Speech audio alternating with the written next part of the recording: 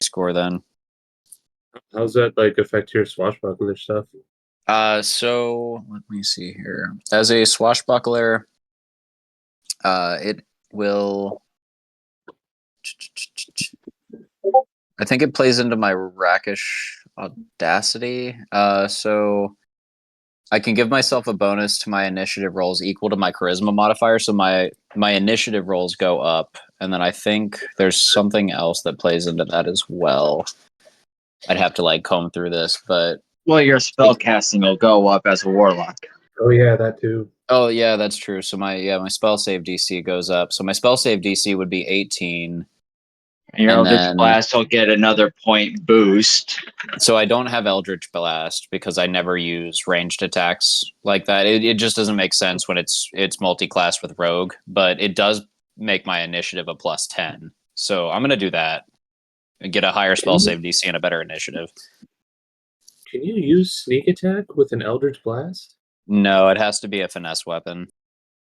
Oh, that's right. Okay, I knew there was some sort of restriction to it. I can't remember.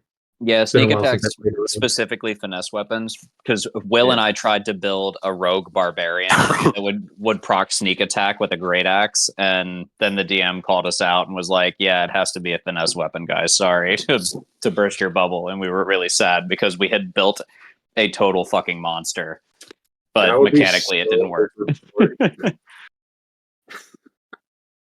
It was so Fucking- so sad. A barbarian with like 20 strength and a battle axe. Sneak attack. Rules lawyer, it says the attack must use a finesse or a ranged weapon. So technically, with a ranged spell attack, if you're going to accept a spell attack, that would be the Was that difference. It's technically an Eldritch Blast. It's not a weapon. Oh, that's a fair point. Yeah, I guess that would come down to DM ruling. But by those standards, I guess Will could have also just thrown his great axe and called it a ranged weapon. Which would be amazing. We just need a great axe of returning so that it comes back to you after you hurl it. But like there's still potential for your monster, Will. All right. it's still- Anything that says thrown property or a feat that allows you to throw a weapon. I think there's feats that allow you to do that.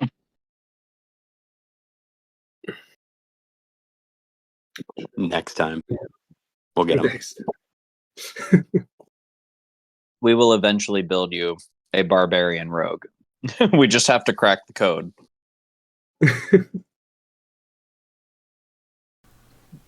That's you guys are cracking me up. Are we ready to go? I see Logos is here. I think so. No. Okay, man, tell me when you're ready. No, I'm just kidding. Go. All right. So let's go ahead and get this recap on. So last session began mid-combat. The Sands of Justice struggled against Yaki, a gargantuan purple worm, and its many, many lizard folk followers. With some cunning, courage, spell work, and some damn good and / or lucky dice rolls, the party manages to hold their own, unite, and flee.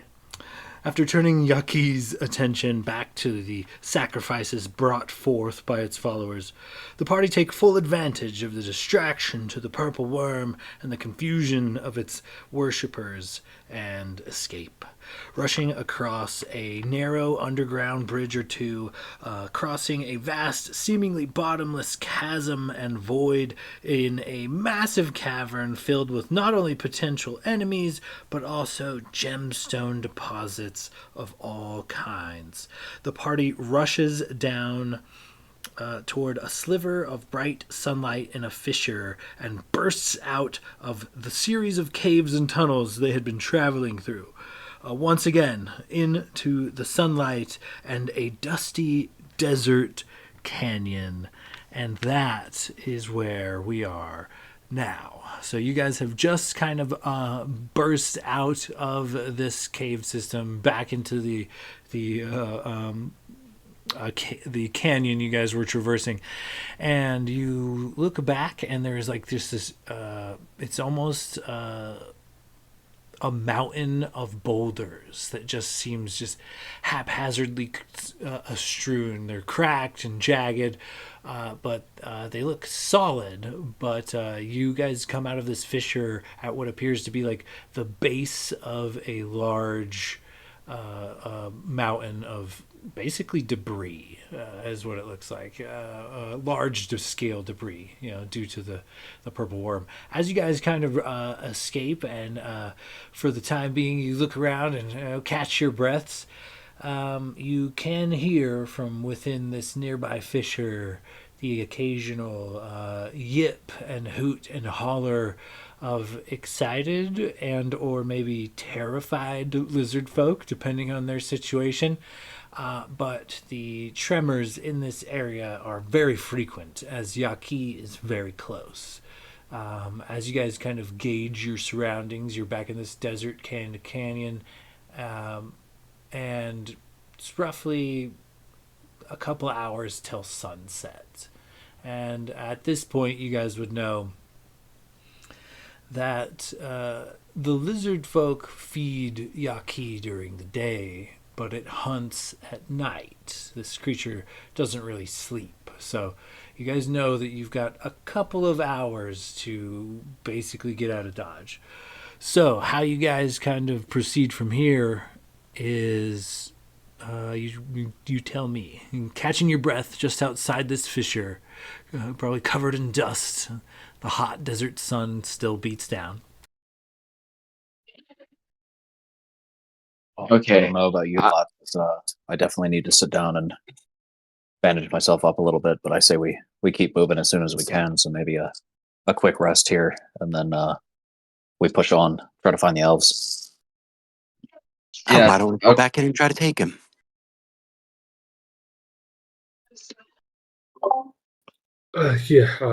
We all almost fucking died. Locris, she went down. Yeah, that wasn't fun. Yeah, no. Blade, you fucking dove into the mouth like a goddamn angel.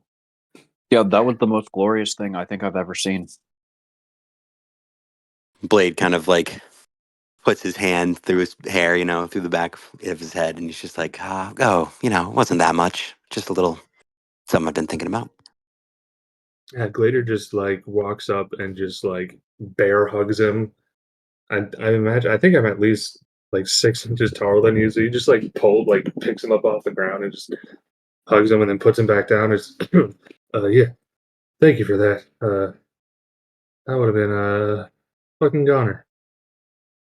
Well, I think we'd all have been goners if hadn't been for this bad boy over here. And I lean over and kind of pet Gabrielter. Yeah, he really did save the day. I mean, he hauled ass, pun intended. All right, well, maybe we should find some place safe to set up camp for the night. Maybe get at least a little ways away from this, enter or exit. I mean, if we can get away from here, I can set up a hut, and I promise you, in maybe a day or so, or after a long rest, I can set up better accommodations. Perhaps a mansion. Shit. I like the way that sounds. But yes, let's stay here an hour. I could get Gladier his shield, and then we can move. I could throw up the hole if we don't want to be out in the open. Oh, that Yeah, last let's do that. Yeah. Yeah, good thinking, Logies. You can throw up the hole again. You're getting pretty good at that. So do we determine that I don't have to throw it the full 60 feet? I can throw it up like 5-10 feet?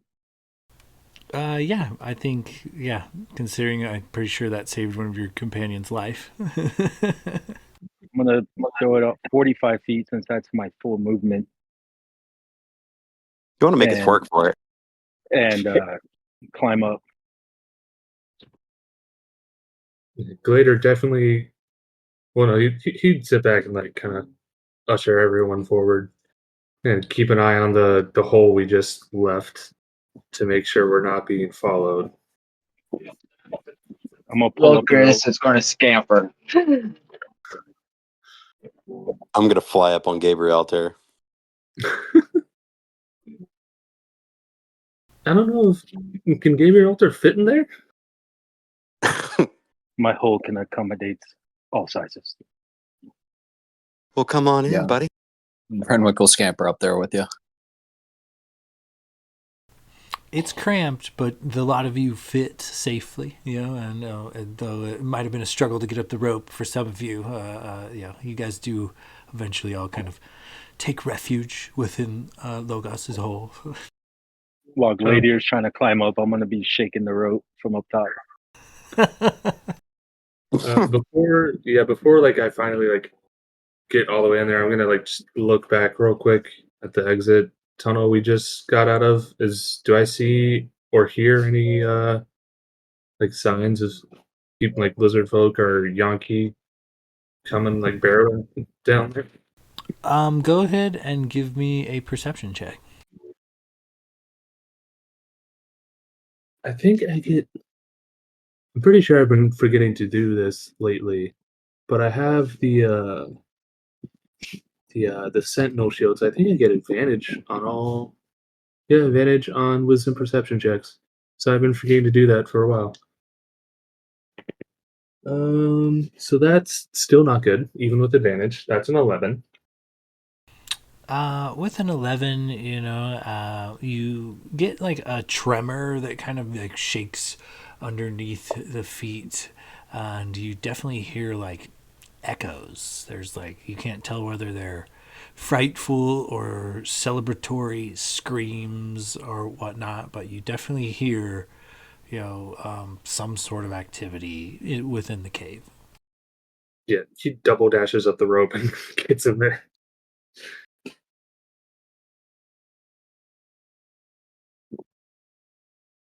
Okay, so yeah, you guys have a bit of time to patch your wounds, take your short rest if you guys need to heal some HP.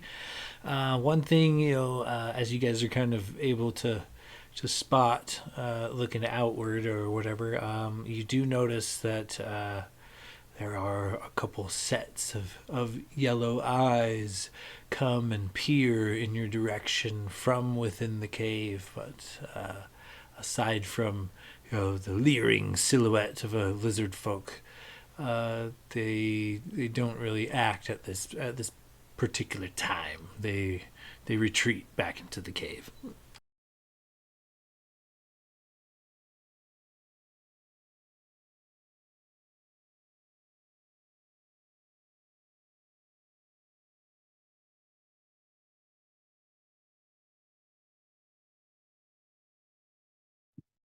I used all my hit die, and I'm back at full health for now.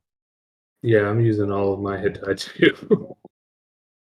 Logus, you're kind of the expert on where we should go now. What's the next move? What makes you say that? I've never been in these caverns. So are we out of it? But you've been to your home, right? You like the woods you're We're from. not there yet.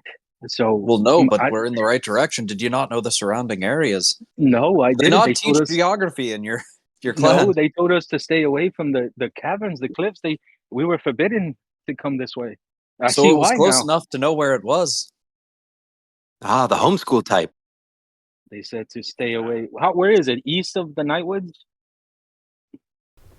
Yeah. No, it would be west of Nightwood, actually.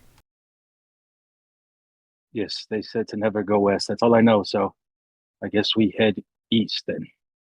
Or we head west. West is for sure back into the canyon if you're heading west. Okay, we head east.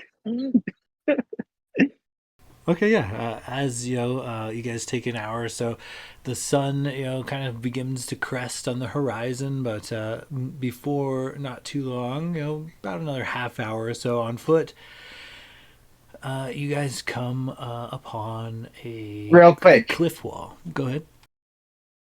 Before we leave, after we exited the hole, since I got my spell slots back, I was going to cast Summon Shadow Spawn.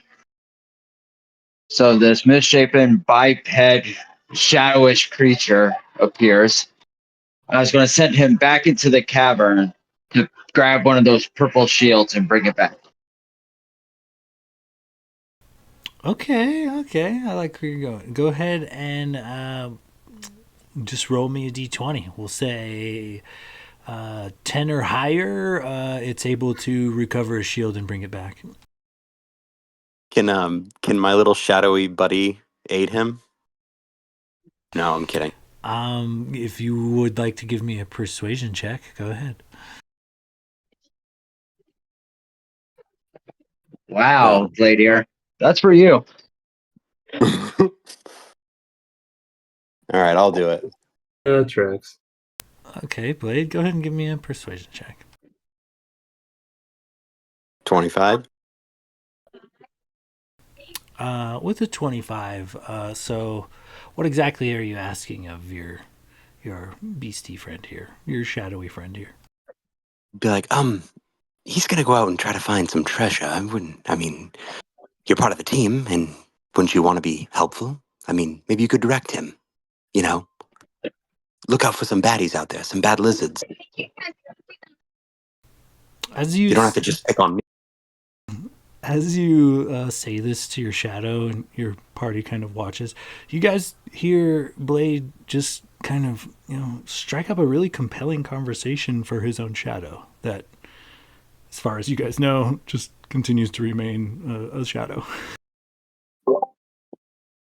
Blade, are you okay? Yeah, I'm just talking to my friend. I mean, right? You see him.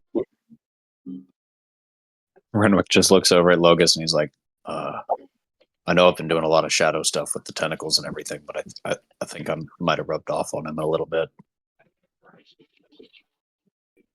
It's been a long day. Oh, Well, now- speaking of Gladier, here, you probably have better use of this. And I'll hand him the 2 axes axe that I picked up and took off with. Or Locris, one of you, maybe this will suit y'all better. Oh yeah.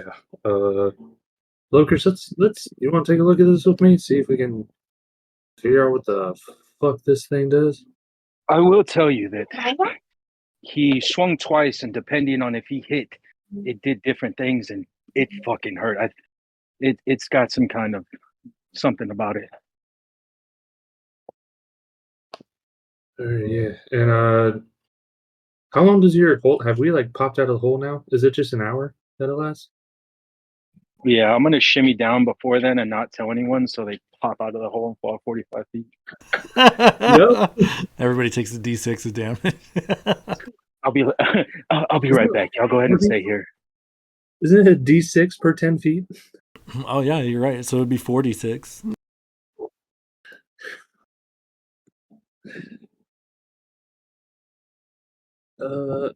Are you actually leaving us today? I jump on Gabriel there.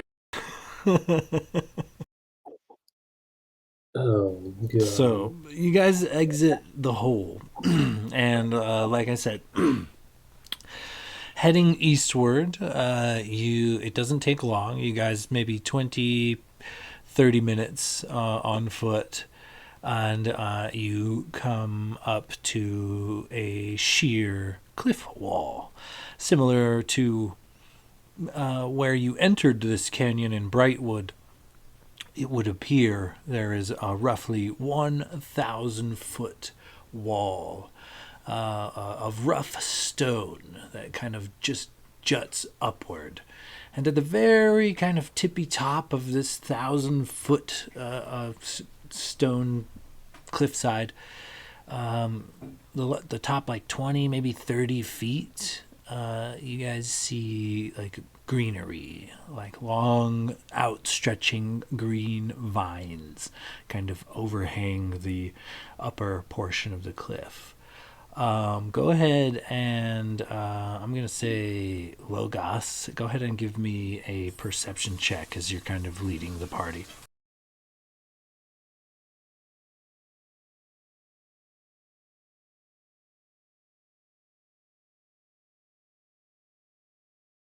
As we were walking, can I just been, I don't know, not trying to attune to it, but just like in looking over this axe and trying to maybe see if I can figure out what kind of stuff it's Well, infected with? if you want, we can retcon it to where I gave it to you before the short rest, so you could attune to it if you wanted. Well, I don't want to take it out like assume because if it might be useful for Lokers too. Like Isn't it I a don't. big axe? Because I had Yeah, trouble picking it up, didn't I? it's a huge weapon. Like it's an exotic, double-sided, like orcish battle axe. Picture Darth Maul's lightsaber, but battle axe. Uh, would it be considered a martial weapon It, or a simple weapon? it is definitely an exotic weapon. Okay. Lokers, do you think this is something you would be able to handle? Well, the thing is, when I do my special sort of connection to a weapon, it becomes a morning star. Or if I want it to be an X, it's an X. But I usually go with my morning star. So for me, it would do the same amount of damage unless it has better things than what my starburst can do. Gotcha. Okay, well, yeah, I'll just, yeah, I would have spent like the hour then trying to attune to it, and then just to see what it does, so we can figure out, what the fuck it is, and maybe then decide who it goes best with.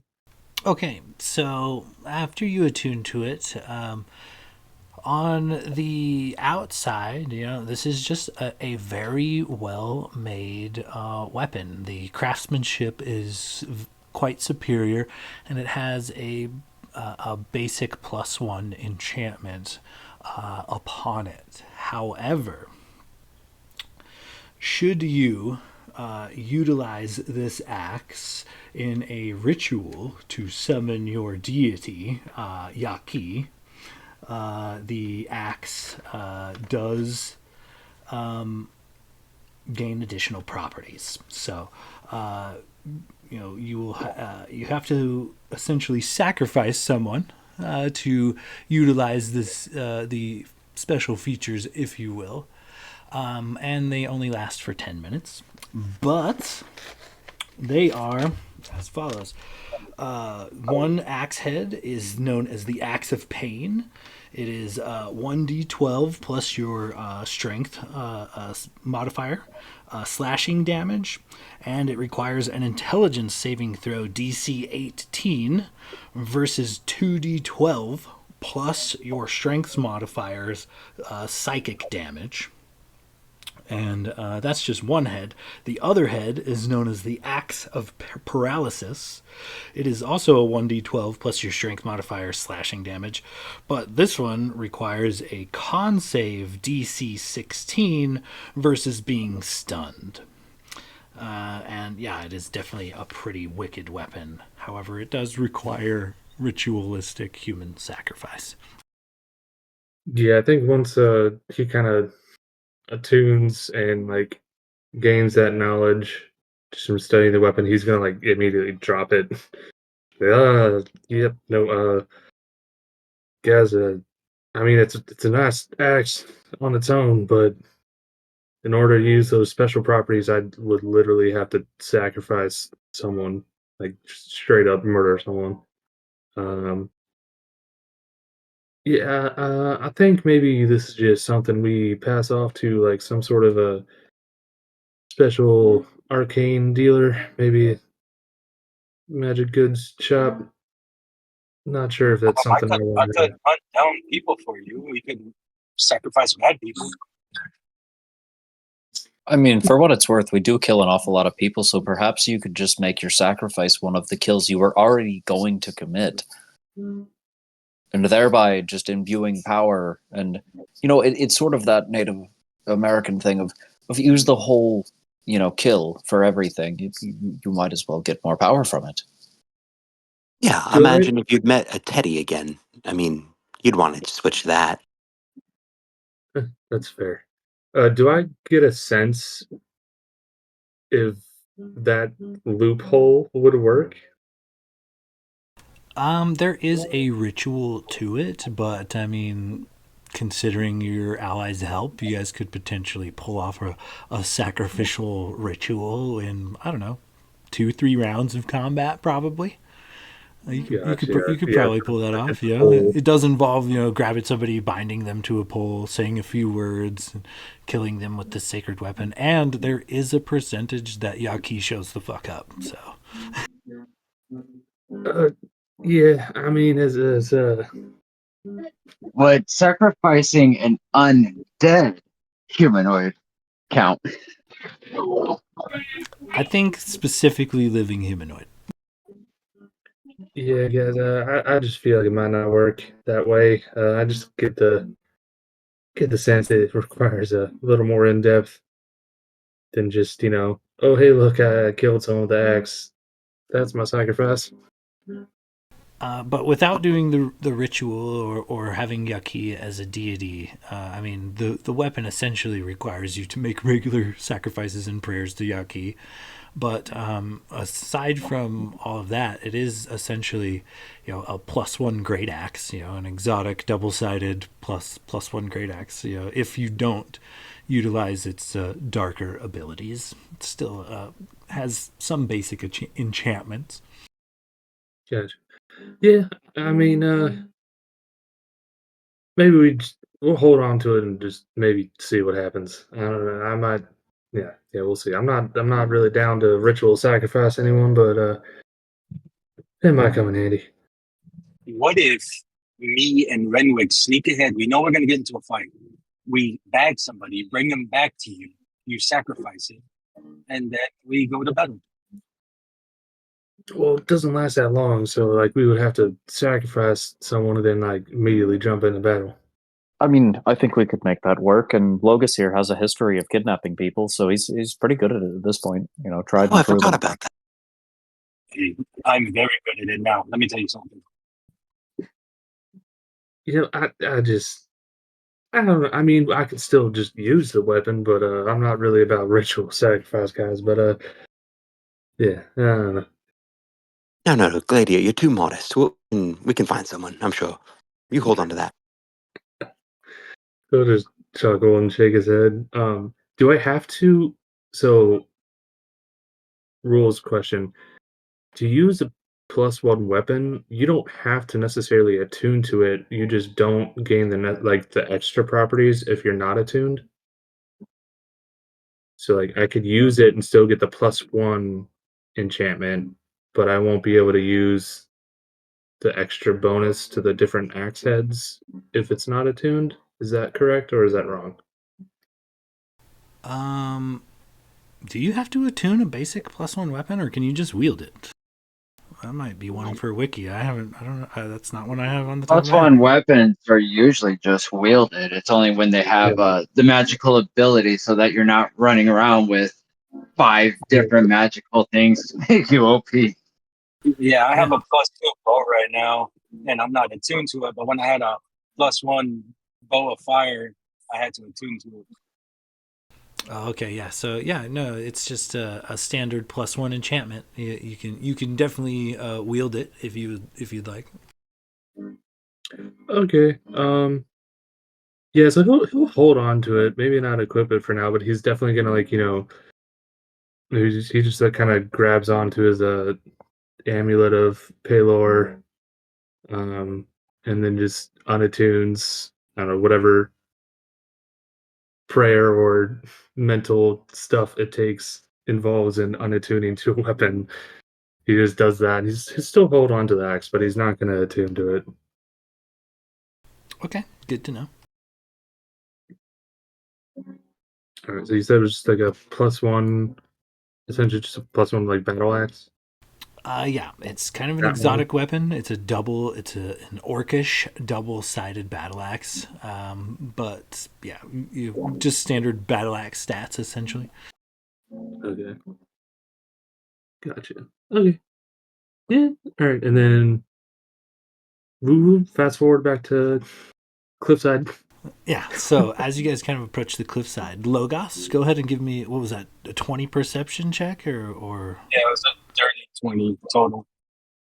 okay. So with a dirty 20, as you kind of approach the cliffside, it's just something, maybe a smell on the breeze. You smell the warm, fresh grasses and the weird like flora that kind of catches the wind just right, and you swear you can smell the smell of home, and you are just on the outskirts of Nightwood. As you kind of gaze upward at the top of this cliffside, about 10 feet up and somewhat camouflaged, there appears to be like a large bone that is like wedged in a crack, but draping from this bone is like a parcel of leather that's really worn and beaten, and it's almost the color of the stone. But as you kind of look upward, there it looks like there is a small cave or a small dwelling of some kind, like right near this particular cliffside. Okay, so kind of pointed out to the group. Yeah, y'all, do y'all see that cave right there?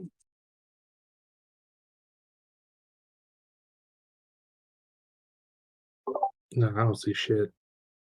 Yeah, One I would see about as well as Gladiator does. Uh, can I'm gonna shoot an arrow at the hide just to see if like anything comes out. Just like a warning shot type deal. Okay, go ahead and you shoot an arrow into the hide. Go ahead and give me a perception check as your arrow sails into the cave.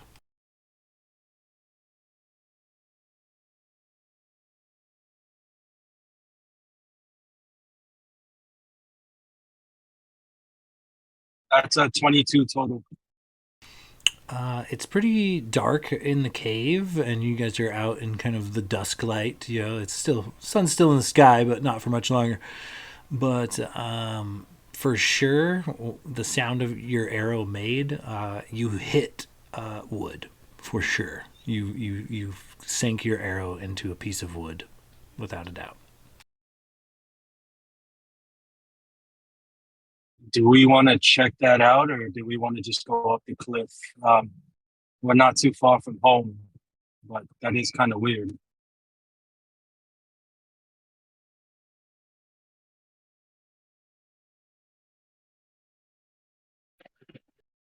I don't know. I mean, is that a trap your people would set if they're trying to hunt maybe lizard folk?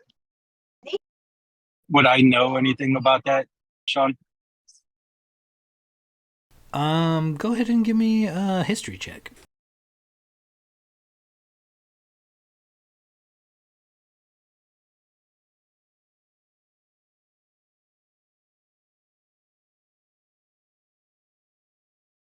That's a 7 total. A 7? Yeah, 7 total. Yeah, you know that your people, from time to time, have been known to like raid lizard folk and Yanti communities that come up out of the caverns, out of the canyon, when they try to settle in Nightwood. If they're a small village, they're usually tolerated, but small villages tend to become big villages, and then there's competition for resources. So the elves really don't tolerate these particular savage species in and around Nightwood. You know that there is conflict between your people and them, but as far as you know, as on the wood elf side at least, it seems to be a defensive maneuver. It's not likely they would venture into the canyon. Yeah, no, that has nothing to do with the elves. They don't tend to come down here. They more keep the lizard folk out of the woods. So I have no idea what that would be.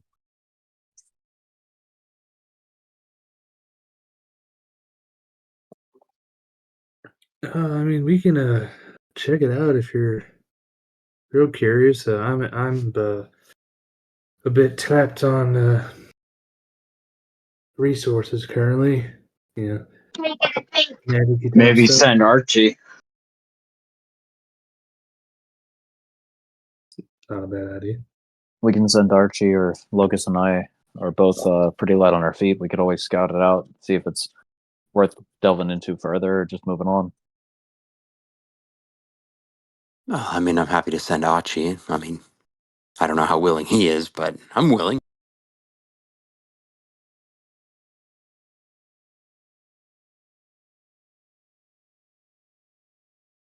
Okay, so how are we proceeding?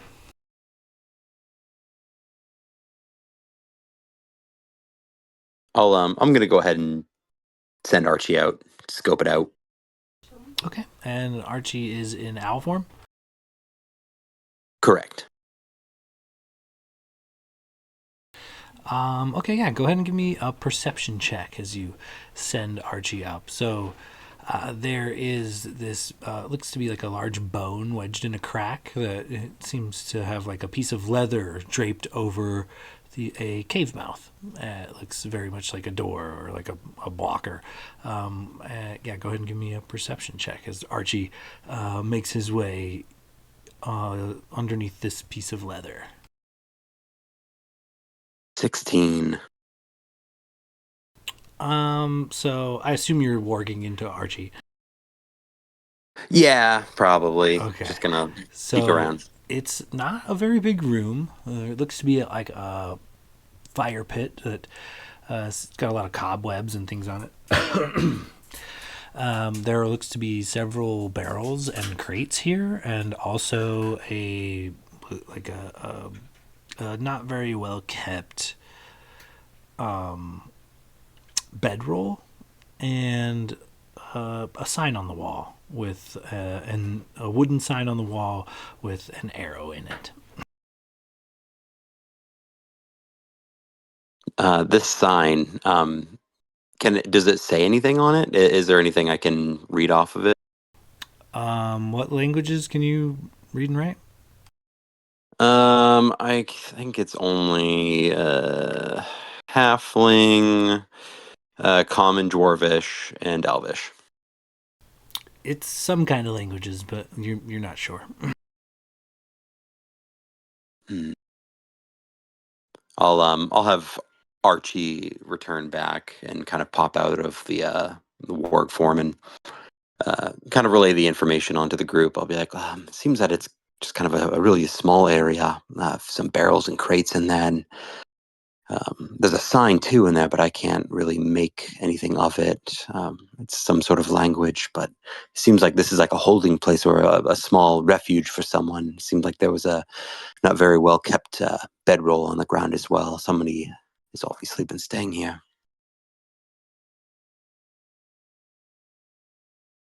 Well, I don't know, Renwick, you want to maybe check it out and make sure there's no traps? Nothing we might spring as we walk in there. Yeah, I'm certainly happy to take a look. And yeah, I I'll guess go with you. I'll stay. I'll scout it out and roll perception as I'm moving forward. All right, yeah. I'm gonna- As you walk I'll in. give him a little inspo as well. All right. How You far up did you a say it D10 was? these days? What's that? This cave mouth is about 10 feet off the ground. Oh, okay. Are you a D10 these days, Will? Yeah, it's a measly D10. All right, and I have a plus 10, so 27 total. Very nice. With that, you walk in, you take a look around. This is definitely, there's some crates and barrels and a bedroll. This place doesn't look like it's seen a lot of use, at least recently. Lots of cobwebs, lots of dust. But yeah, it looks like somebody maybe was staying here. There's a bedroll next to like a lantern. There's a old fireplace kind of in the center of the room. There's several barrels, several crates, and a sign on the wall with an arrow in it. I bet you it's where Aloysius stayed. Do you have the comprehend languages spell there, Renwick? No, I don't think I do anymore. I used to have it, and I think I traded it out because it didn't come in handy that often, ironically. I think Glader would probably, seeing that Renwick peeked in and didn't blow up and die, would climb up there and follow him in. Okay, yeah. As you kind of look around, it's a small room. Like I said, there's a bedroll. An old bedroll doesn't look like it's been well kept next to a lantern. It's not. There's no oil left in it or anything. A fire circle of stones where it's some blackened charcoal, but it's covered in like cobwebs. It's been some time since it's been used. Aside from that, there's just a handful of barrels and a handful of crates in this room, and a sign on the wall with a arrow sticking out of it. I speak Common, Draconic, Dwarvish, and Infernal. Do I recognize the language? Yeah, the sign is in Draconic, and it Oh. says property of holy survivor. Do not touch. And he just calls out back to Lokers. Ah, Lokers, you're right. This is Aloysius' spot. And it must be where he relaxed after he led people through the tunnels. I'm gonna burn a charge of the Wand of Secrets while we're in this little area, just in case. Okay. I don't think any. Give me the language of it one more time. It's been a while since I recall it. I don't think it would detect anything, but maybe hit me. With And the- Renwick quickly ran down, grabbed my wand at detect magic, and ran back up. While holding it, you can use an action to expend one of its charges, and if a secret door or trap is within 30 feet of you, the wand pulses and points to the nearest one to you.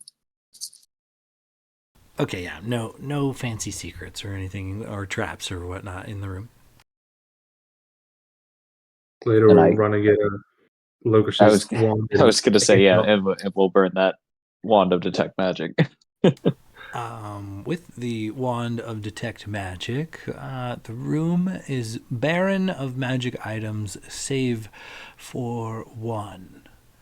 A looks to be quite dusty and a little tattered, but there is a rolled up rug in the corner of this room, kind of wedged behind a couple of barrels.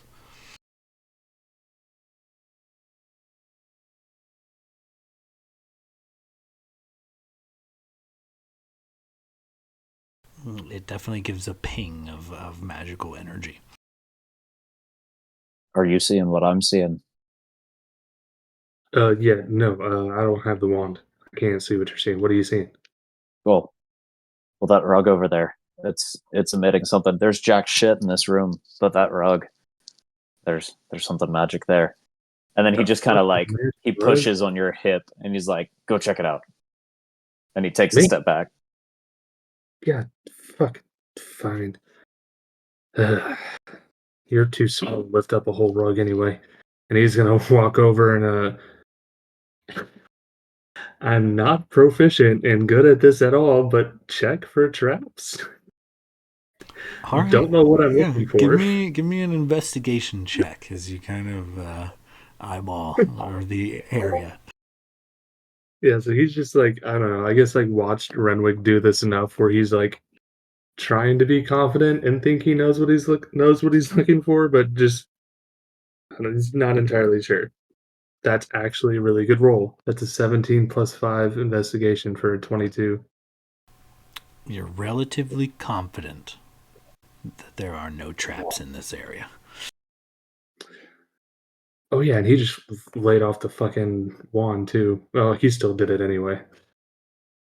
And so yeah, I'm just gonna pick up the rug. Is it like a big rug, or is it like a like You pull it small? out, and it's definitely dusty and tattered, but you roll it out, and it's roughly 3 by 5, and it has an intricate like cloud pattern. It's like a blue color with white clouds on it, but the clouds seem to be like moving. It is almost like a screen where the clouds just kind of float off one side and then back into the other. It's a very very trippy sort of like rug to behold. It's definitely a magic item of some kind. Yeah, he's just gonna like kind of take it out, heave it, and toss it over his shoulder. And you said that this like cavern mouth was like 10 feet off the ground. Correct. That way? Yeah. She'd be like, "All right, Renwick, come on, let's get back to the rest of them." And he's just gonna pick him up and like under his, like pick him up under his arm like a toddler, and then just jump down to the rest of the group, the 10 feet. I'll allow it. With a loud thud, Gladier lands back with the party. Renwick under one arm and a large dusty rug over the other shoulder. And he's just gonna grab the edge of the rug and just like throw it out and like try and unroll it and place it on the ground. It's like, well, there's not really shit up there except for this rug that Renwick said was magical. I mean, I don't know what kind of fucking enchantment a person would put on a rug, but Renwick will toss the wand of detect magic back to Locris and just be like, appreciate the wand, buddy. Think I might have found us something rather interesting. Think you can assess this one. You're a bit more of the magical type. I could take a look. Looks like a rug.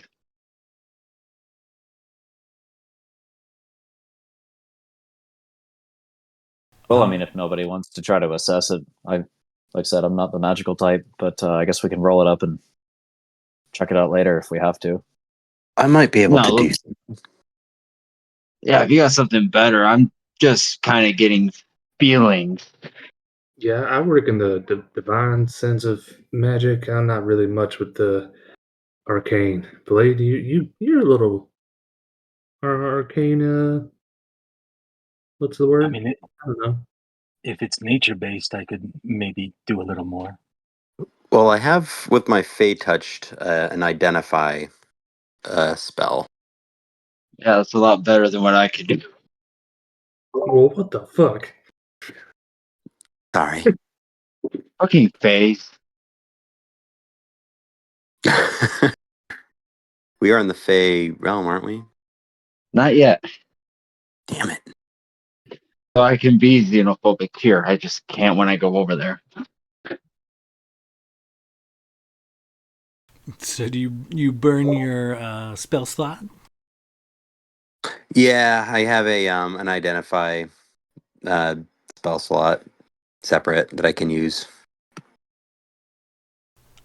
Yeah, it is definitely a flying carpet. It is roughly 3 by 5. It can carry up to 200 pounds, and the command word to turn it on and off is Aloysius. You're That's telling me incredible. Aloysius was only 200 pounds? No, that's why it was stuffed in a hole in in the side of the cabinet or whatever. Fair point. Good point. Okay, I'll take it. Aloysius So was a big boy. He was pushing 400 pounds easy. So Aloysius is the only one who can start this thing up. No, just No, saying his name is the command word to turn on the Oh. magic carpet. Glader's gonna get super excited when Blade tells him this, because I imagine in all of his like studying and reading when he was younger, he probably came across some weird magical items in books. He's gonna sit down in the center of the carpet and say Aloysius, and I weigh 250 pounds. without my armor. So I imagine like the corners lift up and it just like I'm still sitting on the ground and he just looks down dejected. Well, that's rather unfortunate for you. Yeah, and he'll just roll off of it. And what does everybody weigh here? Out of curiosity, because some of us are Under like, 200 pounds. I'm wondering how many people we could get on there at one time. Is why I ask. I weigh Like, completely 200. unrealistic. I had Locris, I thought, about 5'11" and on the thin slim, so I'd say 134 or something. It's probably at most Renwick and one of the other like Blade, Logus, or That's what I Locris. was thinking, because I Yeah. have about 39. It says I weigh about 39 pounds, and I'm carrying a bag of holding. So aside from my gear, which is lightweight shit, I really shouldn't be weighing a ton. So he'll look over at Locris and just be like, "May I show you the world?" And he steps onto the rug and says, "Aloysius." Hovers there for him to step up. The express route up? Yes, please. Blade will turn and look at Gladier and be like, well, you've always got a seat on Gabrielter. Oh, thanks, buddy. Meanwhile, Sorry, you're Logan so is fat. just standing there awkwardly. Logus, you got them fancy climbing shoes. You can just walk up that wall, right? Yeah, I'll just watch all my buddies just fly off together, and I'll just take the long fucking walk up this cliffside, 1,000 feet. You should see it from up here. It's beautiful. I'll flick him off. I just love that the trigger word is Aloysius, so we're going to have to remember this motherfucker for the rest of the campaign. I think we'll look back in revelry on the moment he died, because we never really wanted to be with him in the first place. So when he got massacred and then his corpse got kicked off the bridge, it was very cathartic. No, I wanted that eyeglass because I'm assuming it had the identify spell or something. And that would be a freebie. That's fair. We did miss out on that one, but we got the big emerald. So there's that. We could go back in and maybe try to find the corpse. No, I ain't that hard up for it. Being warm food once is enough.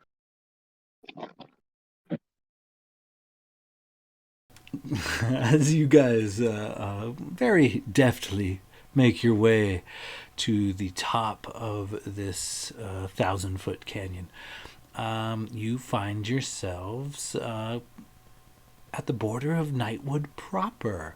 Logos, you suddenly have like a sense of bearing, like you know exactly where you're at. You could tell from the trees and the smell coming off the creek that is deep in this forest that these people can't even see, but you know is there, and you know the direction to go to Nightwood Hall. You know that Nightwood Hall is only a short distance away. And you kind of help you and your companions get to the top and proceed in that direction. You guys travel through Nightwood as you guys kind of look onward. You don't really go into the forest per se, but rather you're kind of traversing the cliffside. You follow the cliffside and the edge of this forest for a few miles before coming upon a structure. And though I say forest, a better way to describe Nightwood is a jungle. It is a very dense, thick foliage. There are thick vines and a wild plethora of not only wildlife but flowers and berries and various insects.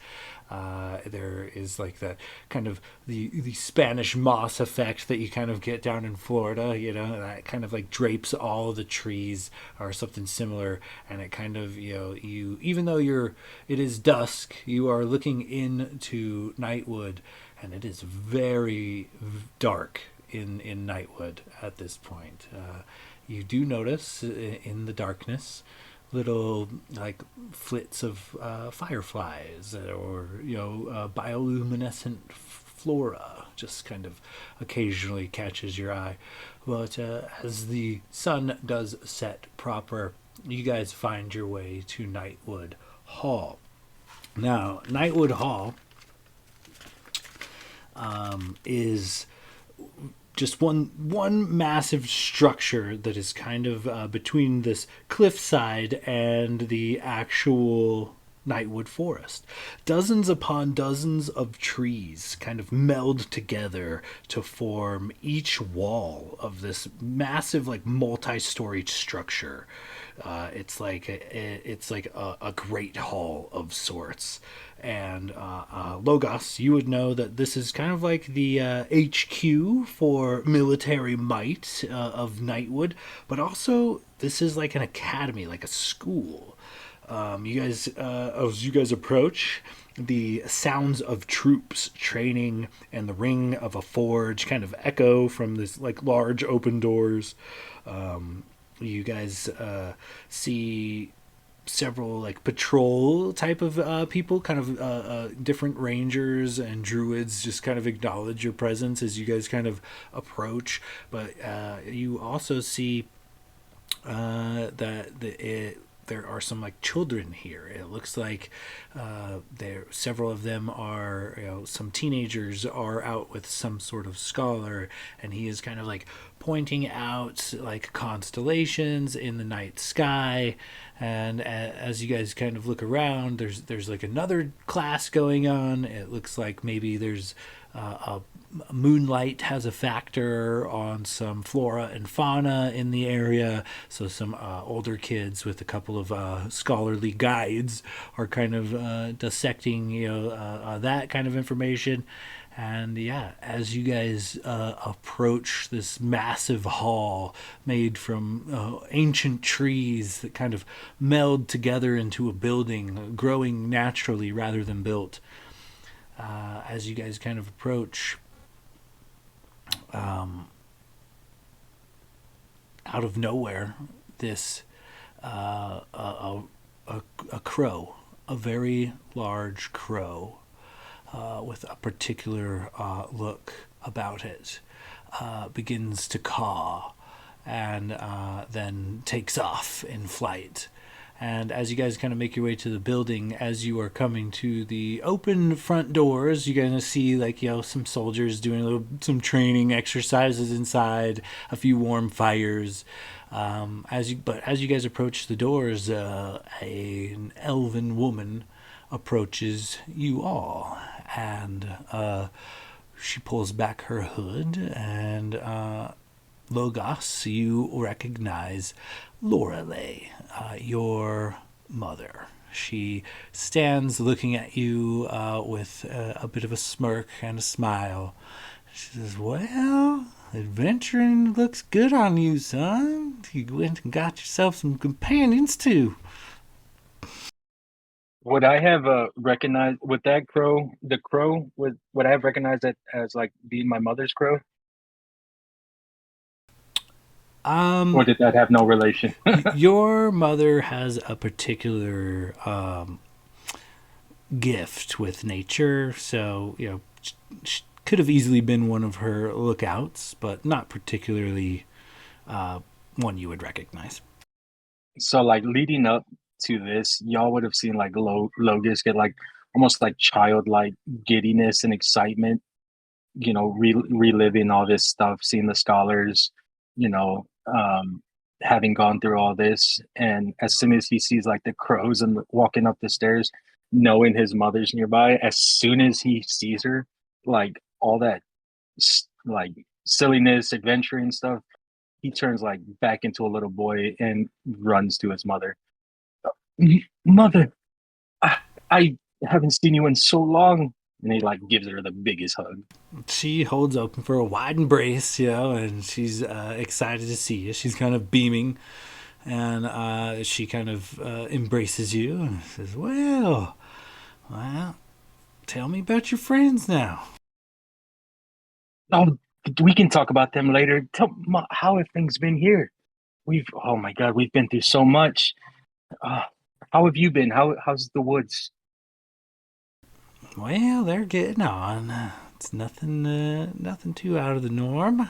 She kind of smiles. Go ahead and give me an insight check, Logos.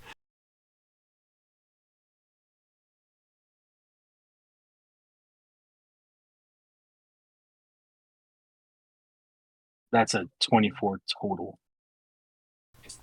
She tells you everything is fine, but her face says otherwise. She looks worried. But we'll get to all that now. Are y'all hard up for a place to stay? We can head on into the cabin, lickety split if y'all have a mean, and if I have a means, if y'all have the heart to come along, we might have to add another room or two to the old cabin for an evening or two while y'all are about. But that shouldn't be a problem. Oh, sorry guys. Mom, this is Blade. He's a bard. This big old boy right here, this is Gladier.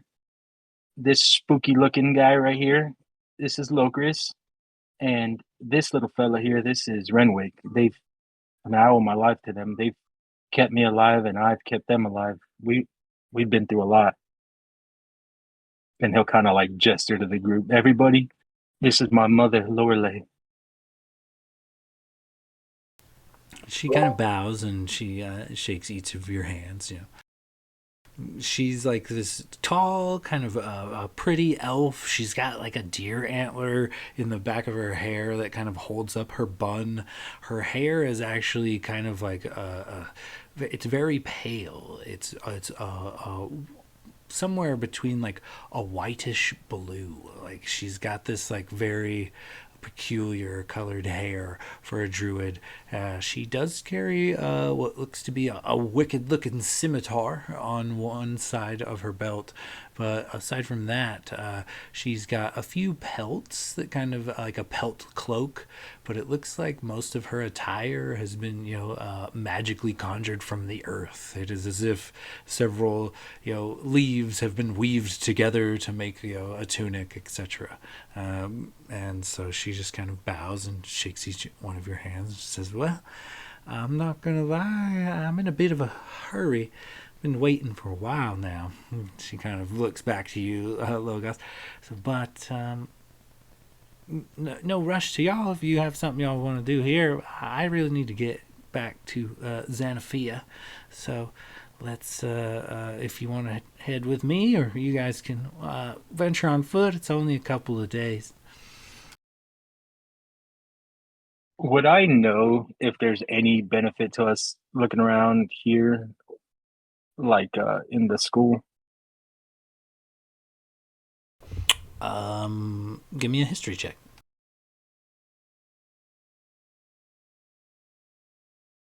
Oh God, dude, my history issue. That's a 4. You kind of you don't have any idea. You've part of you've definitely been around the school. You've definitely been to the school. You definitely grew up with people who were probably attending it. But your father, for whatever reason, never really had to attend it because he was just kind of naturally gifted. He did seek counsel with people there sometimes, to try to improve on his skill sets and things. But he was kind of a prodigy, if you will, and he believed more in your talents and teaching you himself rather than sending you to the school. But you're aware of it. You've probably been there. You might have even taken a class, but your family line hasn't particularly, enrolled or needed to, really. Your mom being a powerful druid and your father being a very skilled ranger, they kind of just, good genetics and talent and intelligence passed down,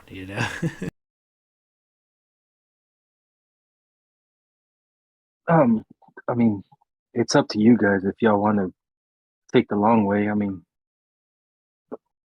not much for us between here and Xanathia. But it's up to you.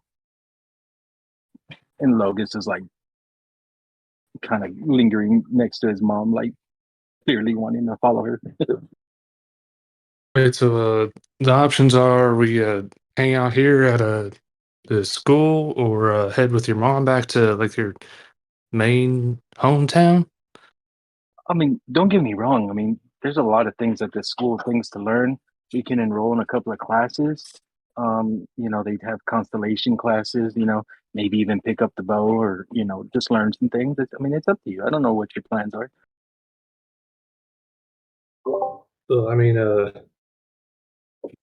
there's your to me there's any indication, seems like you really want to head with your mom.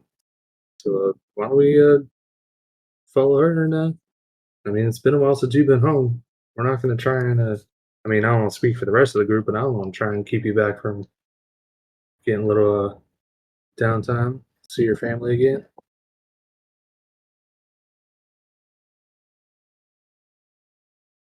I couldn't agree more.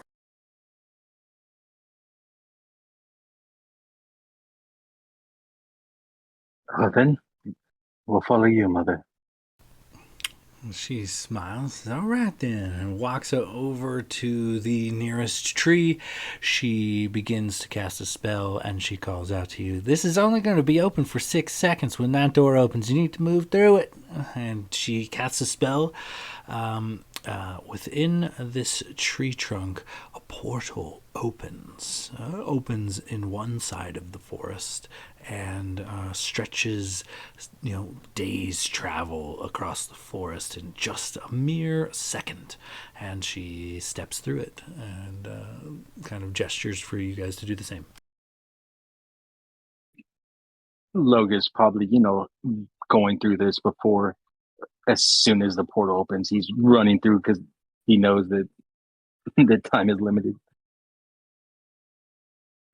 Is the city in the tree?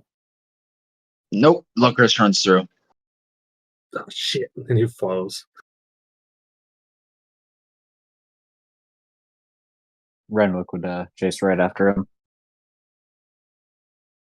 Blade will also follow.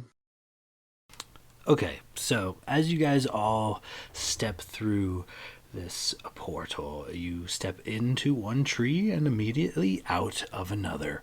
Xanaphia. So this is an average-sized village of what looks to be, oversized tree houses connected with many vine and rope bridges spreading in all directions.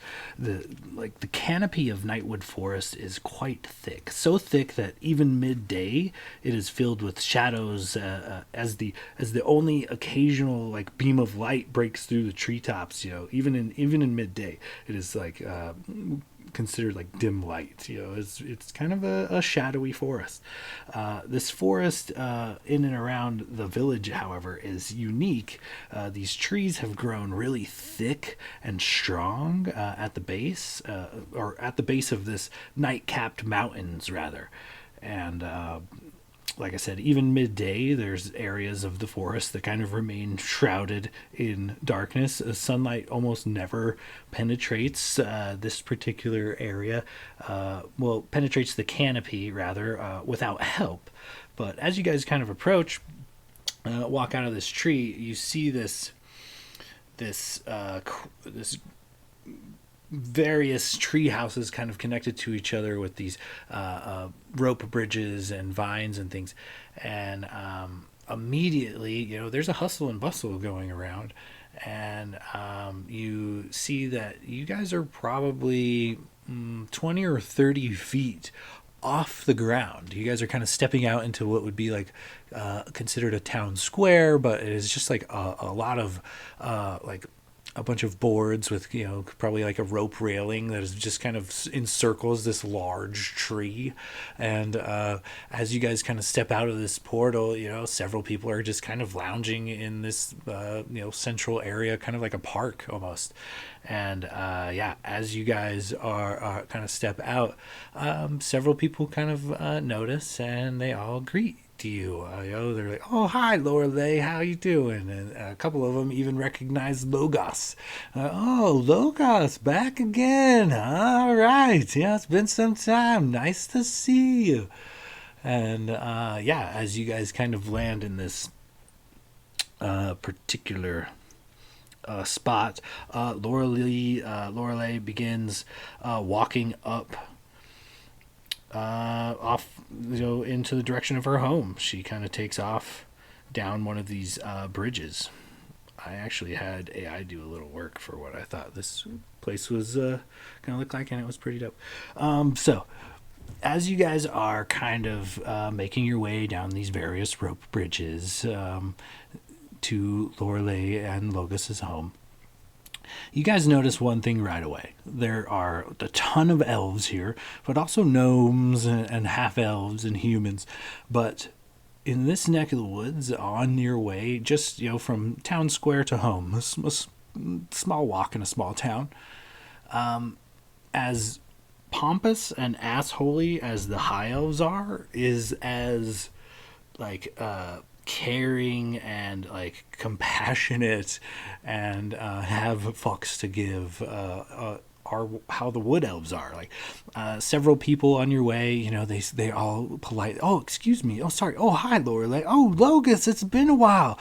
Several people, even to the people they haven't seen, the rest of the party, they're like, "Oh, strangers, all right, welcome to Xanafeet. Let us know if you need anything."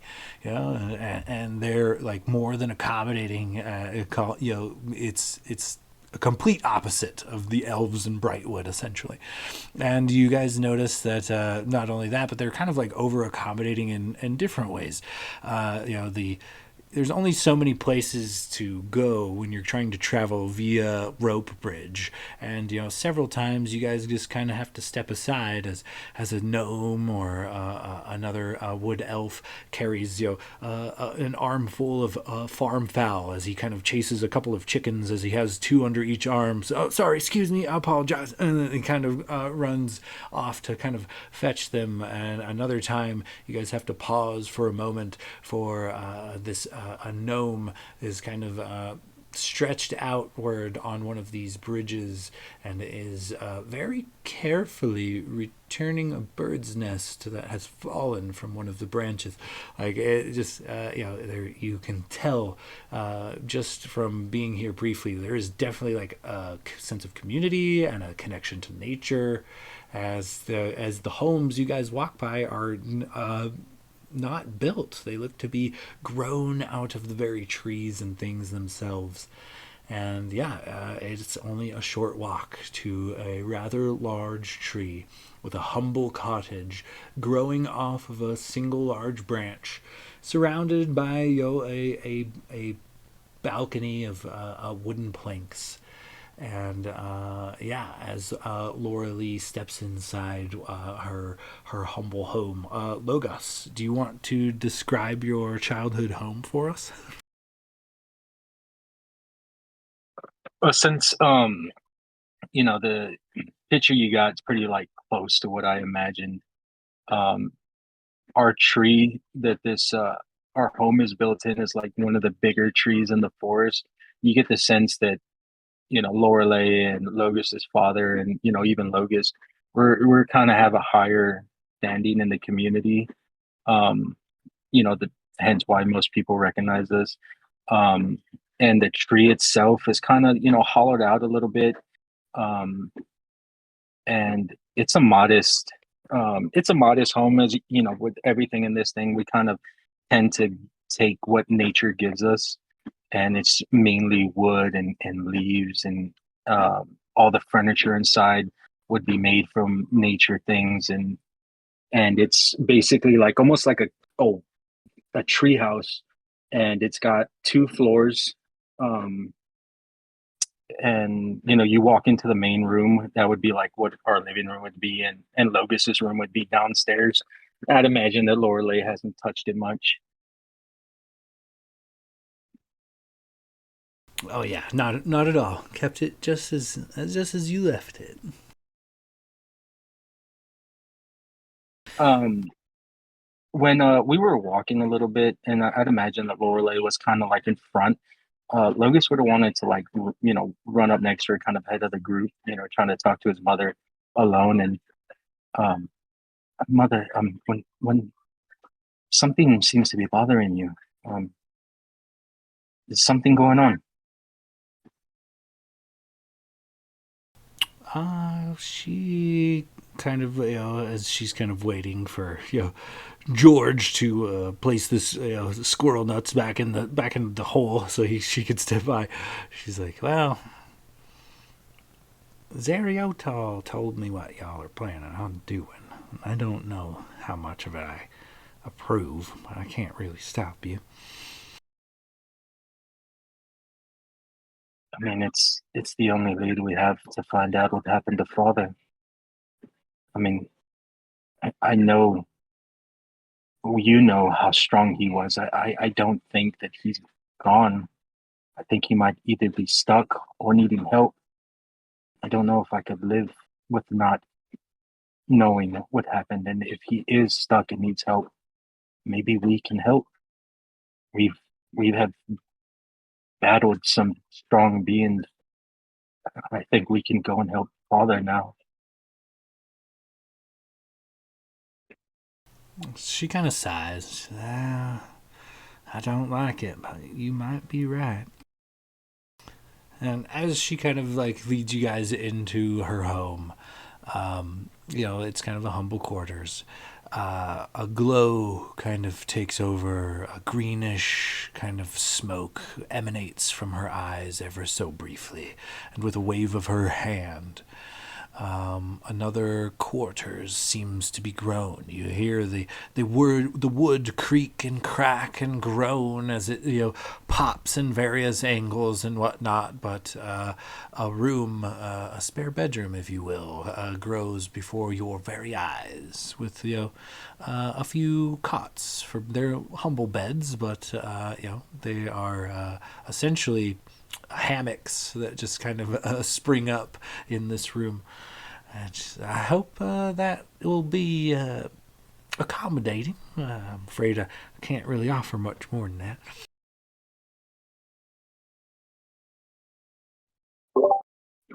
No, that's more than gracious. Thank you. We Yeah, have a trust us. We've been in worse, right, guys? Oh god. yeah, we definitely been in worse. Thank you so much for welcoming us into your home. And what a beautiful home in a city you have here. It's never seen anything quite like it. I mean, I'm from the mountains and then also the desert after that, so I haven't quite seen trees like this before. They grow nowhere else, only here in Nightwood. It's truly a spectacle. The hospitality's greatly appreciated. She says, well, thank you, youngin'. And she pulls out, from a humble oven, what looks to be a cooking sheet of cookies. And as she does so, a loud crash through one of the windows. A large red squirrel. Now, when I say large, I don't mean just big for a squirrel. I mean, this squirrel is the size of a medium dog. It has a red stripe straight down its back, and it crashes into the window, and it leaps onto the a bookshelf nearby, and there's a bunch of pottery kind of stacked along it. And as it creeps towards Lorelei and this cookies, it knocks every single pot off of the top shelf, and then leaps to Lorelei's shoulder, where it chitters happily and gleefully, briefly runs happily up and down her body, getting the zoomies before settling up at her shoulder. This roughly 40-pound squirrel is definitely a dire squirrel. And Logos, you recognize your mother's familiar, cookies. and she takes a couple cookies and hands them over, and this greedy squirrel shovels them into his face as fast as he can, and after several cookies he stops and eyes open and looks out, and only at this moment has he realized that there are other people in the room.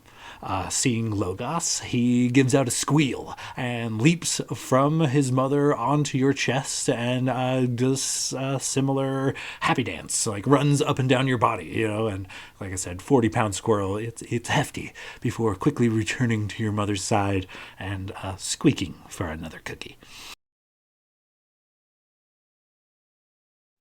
I was about, oh, Cookies, come here, boy. I haven't seen you in forever. So this is a familiar, right? Would I be able to speak to it with Speak with Animal? Yeah. Yeah, I'll cast Speak with Animals and be like, how have you been, Cookies? You've been taking care of Mother for me, right? Oh, so good. So many cookies. She keeps me good. He pats his fat belly, and then, his cheeks are clearly full. Yeah, Logos would kind of just like pet him and, guys, everyone meet Cookies. This is my mother's familiar. And I'll kind of like introduce Cookies to him, to everyone, so he's kind of a little more comfortable with them.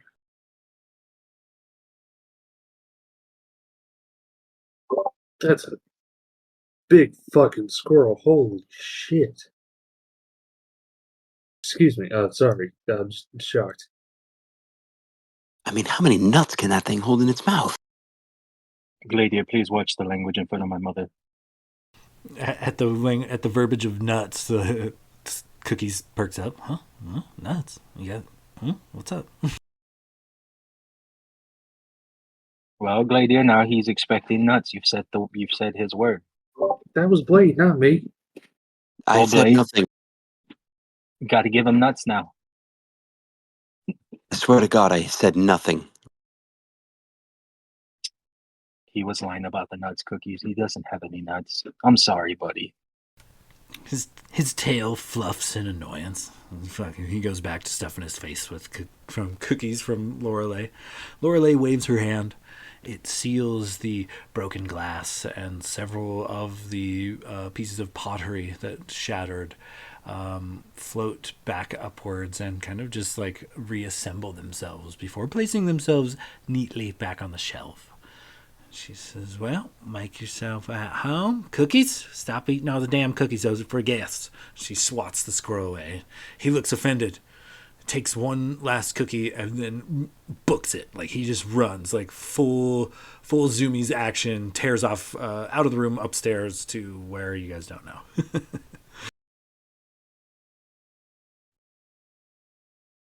Guys, please help yourself to some of the best damn cookies you will ever have. As Logos grabs like 4 of them. And Glader definitely takes a handful. Blade will do the same. Yeah, she's happy to accommodate. She, as you guys kind of grab some of these cookies, they're definitely like oatmeal cookies that have got like a sort of, I don't know, like a fruit, like or like a raisin or something in it. It's definitely of the forest. There are nuts in it. There's it's very sweet, sugary. It's ideal little snack. You can see why the squirrel likes it, because it's very, very natural ingredients. Blade will take a bite and be like, oh my God, these are so delicious. I mean, your cooking has as much finesse as Logos's archery and aiming. She kind of looks to Logos. Oh, well, and he's sweet. So tell me about your friends now. What kind of... You've mentioned 2 or 3 times about your adventures. Tell me everything.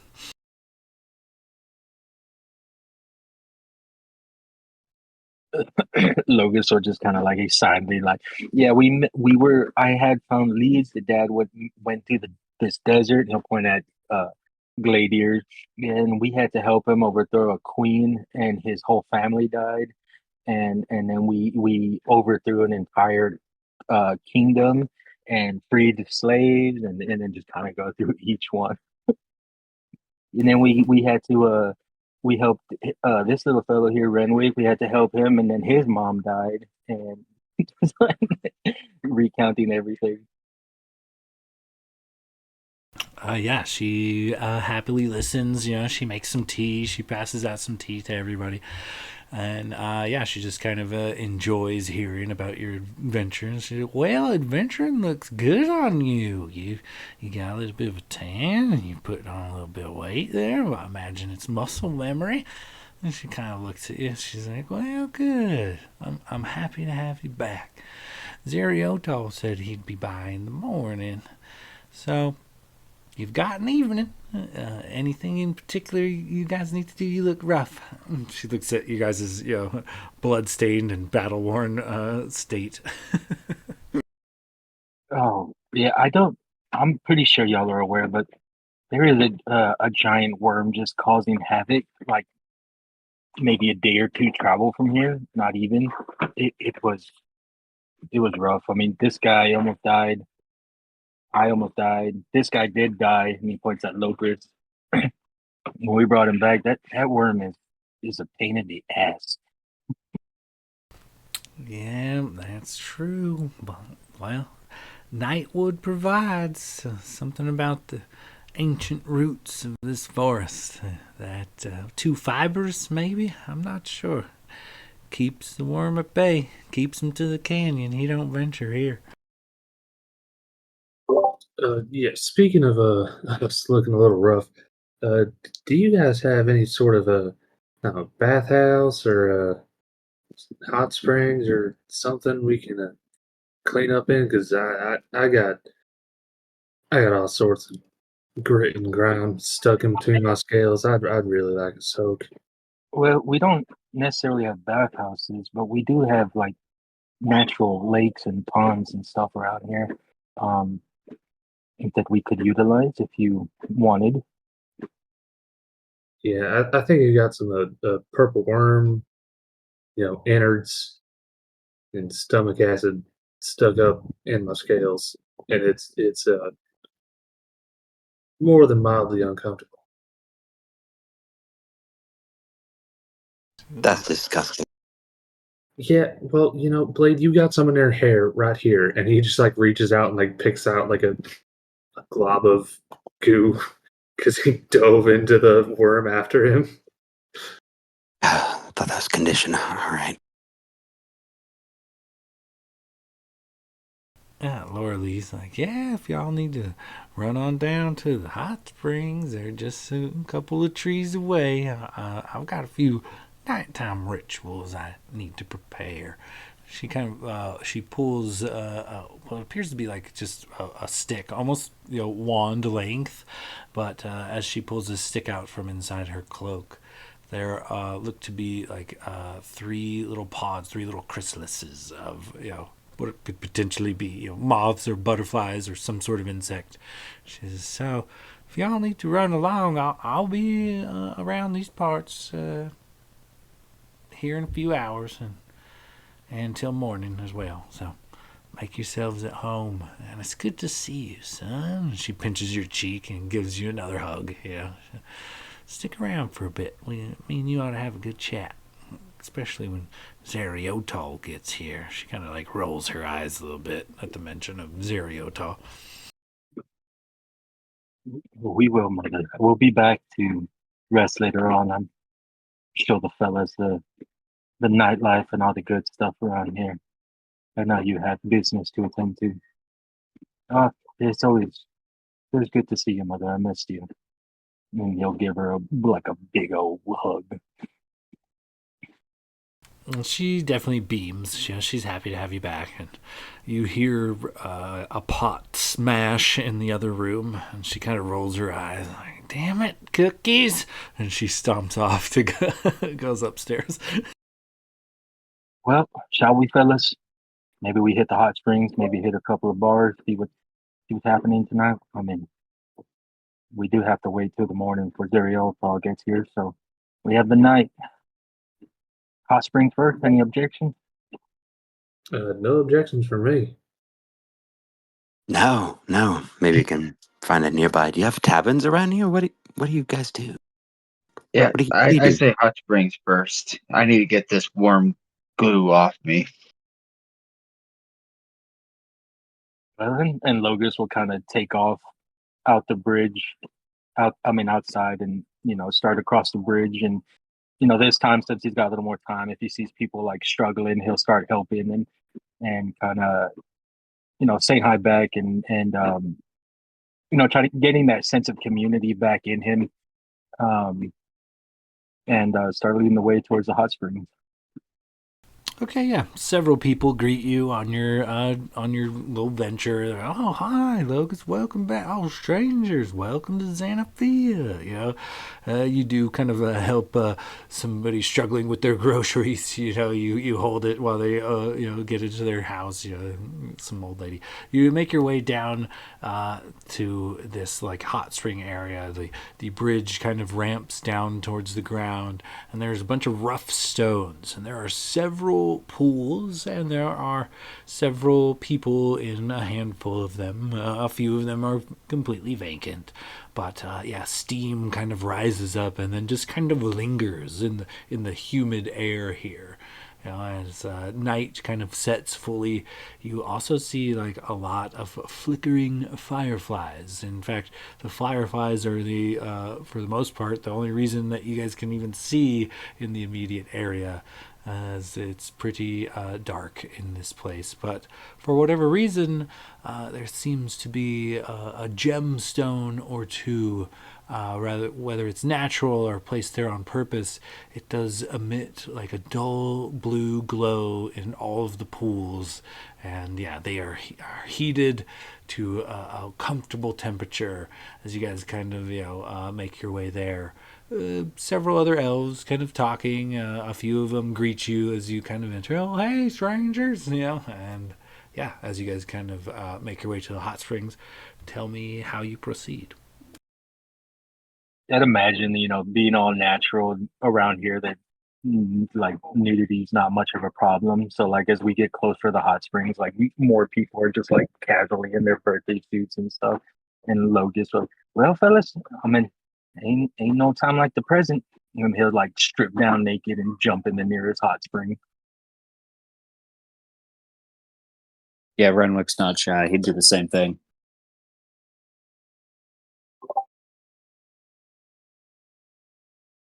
Yeah, Glader also, he's a little slower. He's like removing his armor and maybe like sits down in the hot spring and starts like trying to scrub it clean before he attends to himself. But eventually gets his armor clean and then starts working on cleaning his body.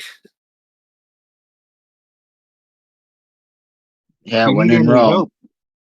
Need any help, Gladiator? You can ask me or any one of these elves. They'd be happy to help you.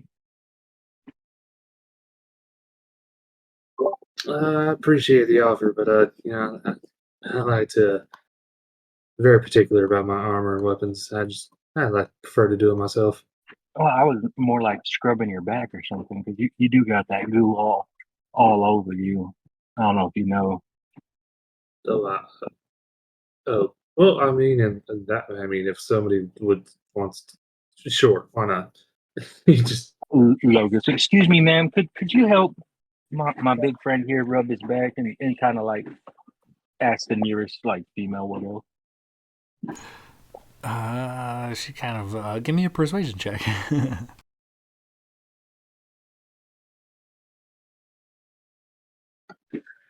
Logus is trying to wingman Gladiator right now. My persuasion is shit. So, ooh, 10 on the die. 10 on the die, even plus nothing.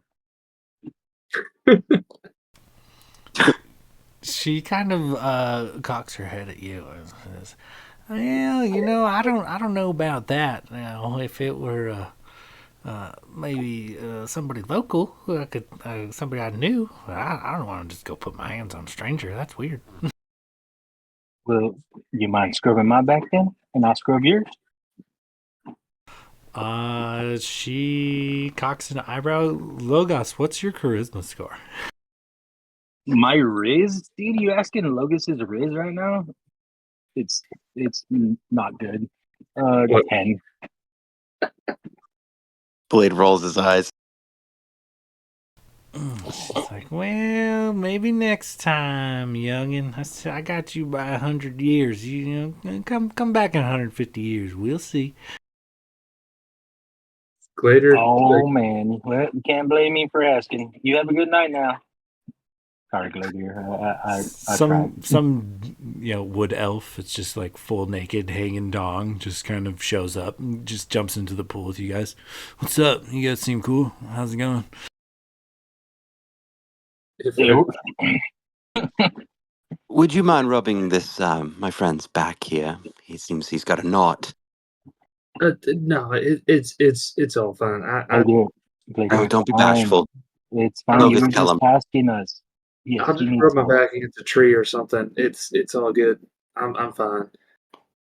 If a dragonborn could blush from between the interaction with this random elf woman and Logus, and now Blade asking this random guy, he just kind of like sinks down into the water until like his nose is just like breaking the surface and is just kind of like taking like a random like a sponge and just like slowly washing himself, just like trying to avoid.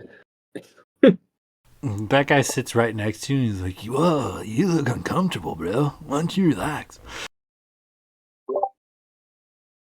Yeah. I mean, yeah, you're right. I should just relax. It's all good. We're all Gladiator, friends here. we're all children of nature, my friend. We're all the same. Just relax. Yeah, that's nice. Also, just a little unknown backstory that hasn't come up yet. Glader has never had like any sort of relationship, like romantically. Like he's Oh. like I mean his entire clan was killed when he was like a child, and then he went to live in Hotma, and from there he was just seething in like anger and revenge. So like he never found time to form any sort of romantic relationship, and he's like just kind of you know traveling with this party, just kind of relieved himself of that like anger and revenge, clouding his judgment. So like he's not exactly comfortable in these sort of you know types of situations. He's just kind of like like kind of clamming up a little bit, just like trying to sit there and watch him wash his scales. As this elf kind of stares uncomfortably at Gladiator and making the moment awkward. Yeah, as the night kind of presses on, some people come, some people go. It seems to be a local hot spot. But one thing you do notice, Logos, people coming and going of all sorts. Somebody you recognize, not particulars, not somebody you've actually chatted up, but you do recognize a member of Tardok's tribe does make their way down to the pool as well. You definitely recognize their unique clan markings. Okay, let me ask you this. Now that we're all sober here and I see this half-orc woman, what does she look like? This particular half-orc woman? Yeah, can I get this? Is she more orcish or more human? Well, she definitely has green skin and tusks. However, she's also very lean. She looks like maybe she's not the biggest orc. She's probably not like a warrior type of orc. She is more like a ranger type of orc. She's very, very lean and muscly, and she's only at this point she comes to bathe. She does show up in just like essentially a towel, and in your traditional custom, she just kind of bathes nude, and yeah, she's definitely fit.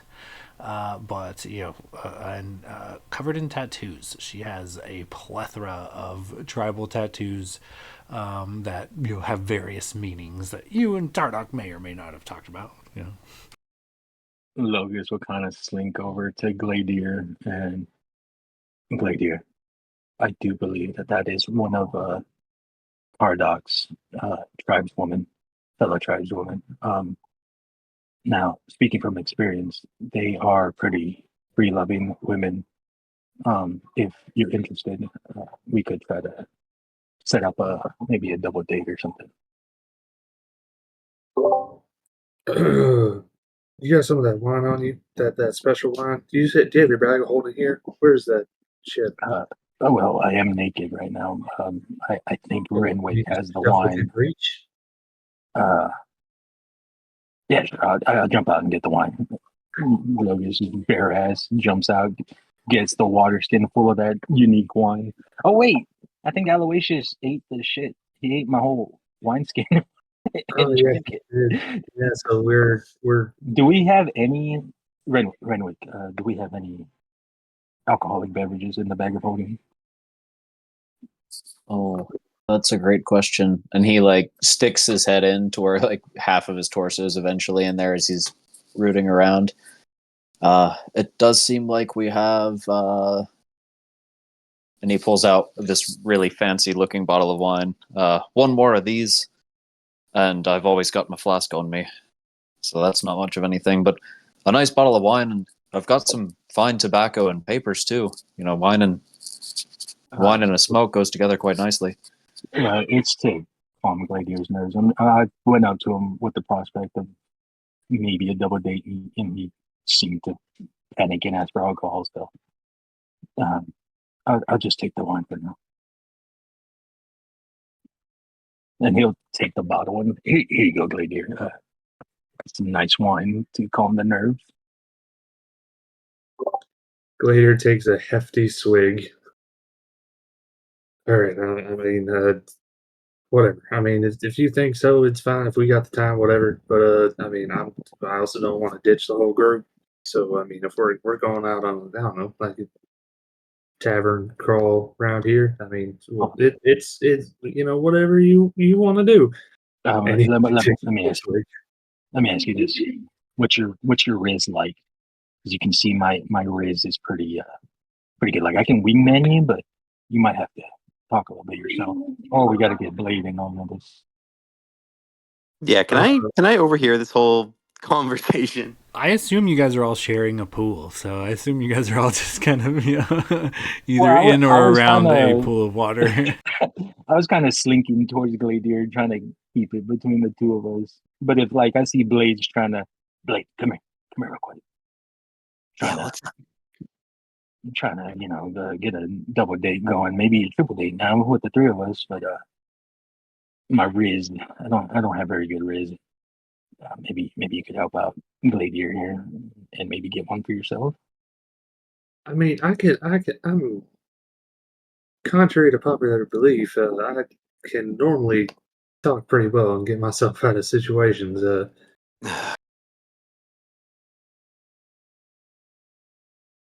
Metagaming, Glader has a 20 charisma. Measly. I'll handle it.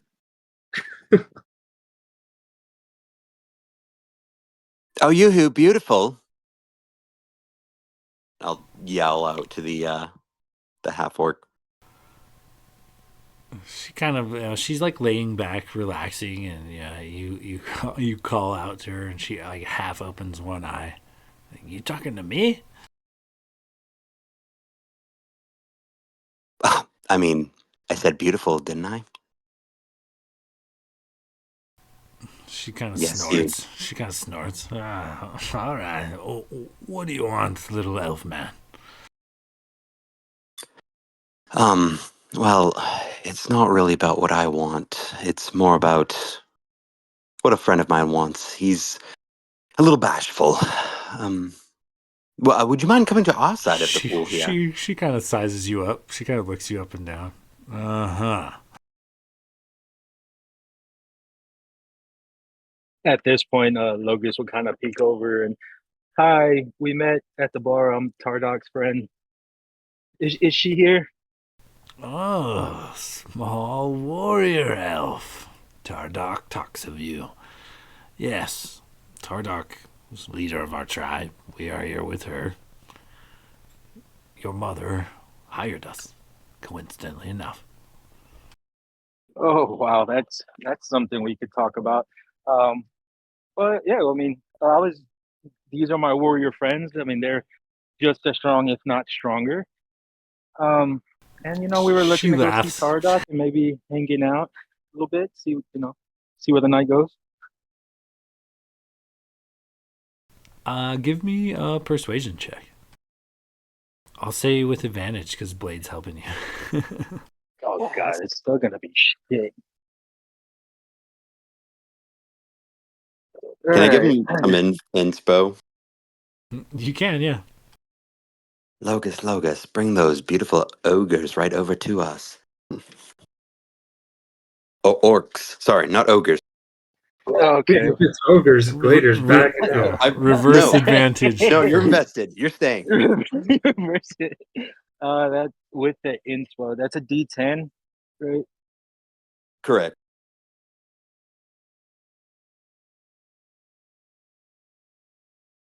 It's not great. I'm gonna be honest with you. I rolled a 6 and a 4 plus 8 for 14 total.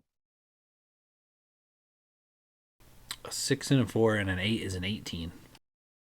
No, it was with advantage. So it was 6 with no Okay. modifier, and then I rolled an 8 on with the inspiration, so 14. It's gotta not be a high DC though, since there's some familiarity here. She kind of is kind of relaxing in a adjacent tub. She says, I don't know, little elf man. Tardok speaks pretty highly of you, but I'm spent a long time guarding the borders of Xanathia against the infection, so I kind of just want to relax, but if you want to come over here and talk, maybe share some of that wine, might be able to work something out. Can I misty step over to their pool? Absolutely. Blade is totally taking this woman's Gladiator. She's kind of startled at first. Yeah. Oh shit. Okay. She kind of relaxes. I want to like teleport, like basically like right next to her, like basically my arm around her, and I just want to be like, listen, my friend over there, he's really bashful and really trying hard. He needs a little help. She kind of looks to you. You're brave. I give you that.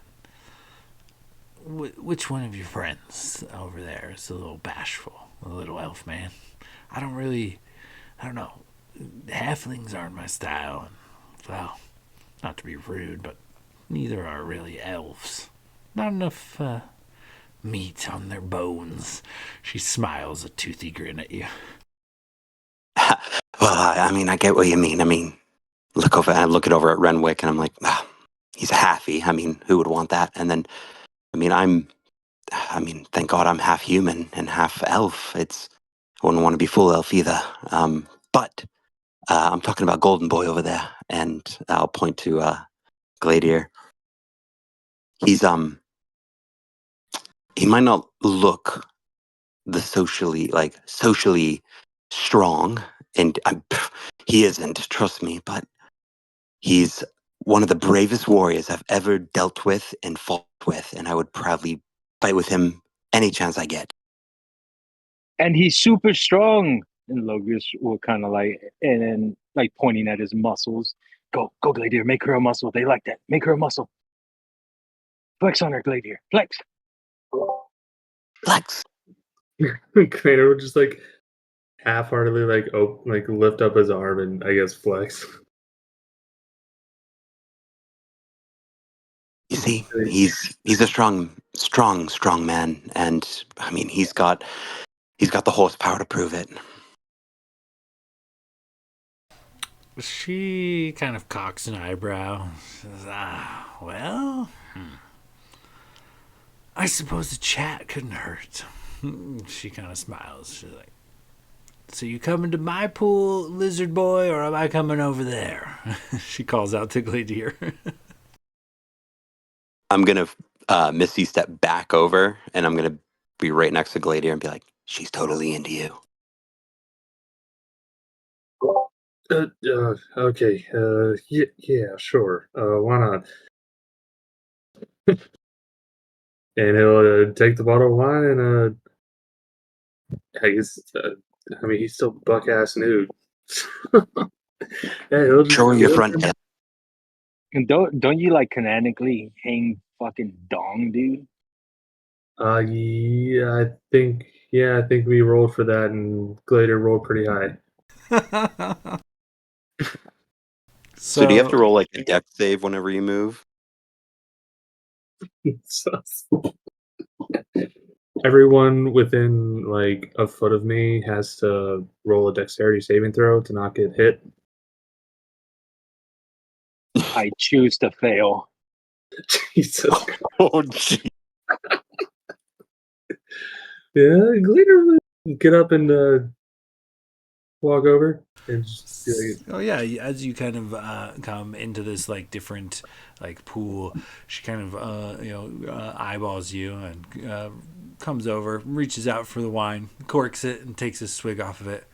And she pulls you real close, and she says, "Your friends are pretty fucking annoying, and gotta be honest, this just might be better for the both of us." And she gives you a quick smooch. Trying to kind of like pull some cat calls from your friends. She lazily throws her arms around you, and she just kind of goes back to doing what she was doing before, just like chilling in the hot tub. And she kind of takes a pull off your wine. She says, "I'm Zatar. You?"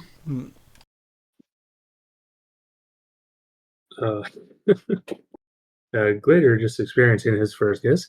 Just kind of stunned for a second, but just like, yeah, no, I mean, you think they're annoying now. You've only been with them for a few minutes.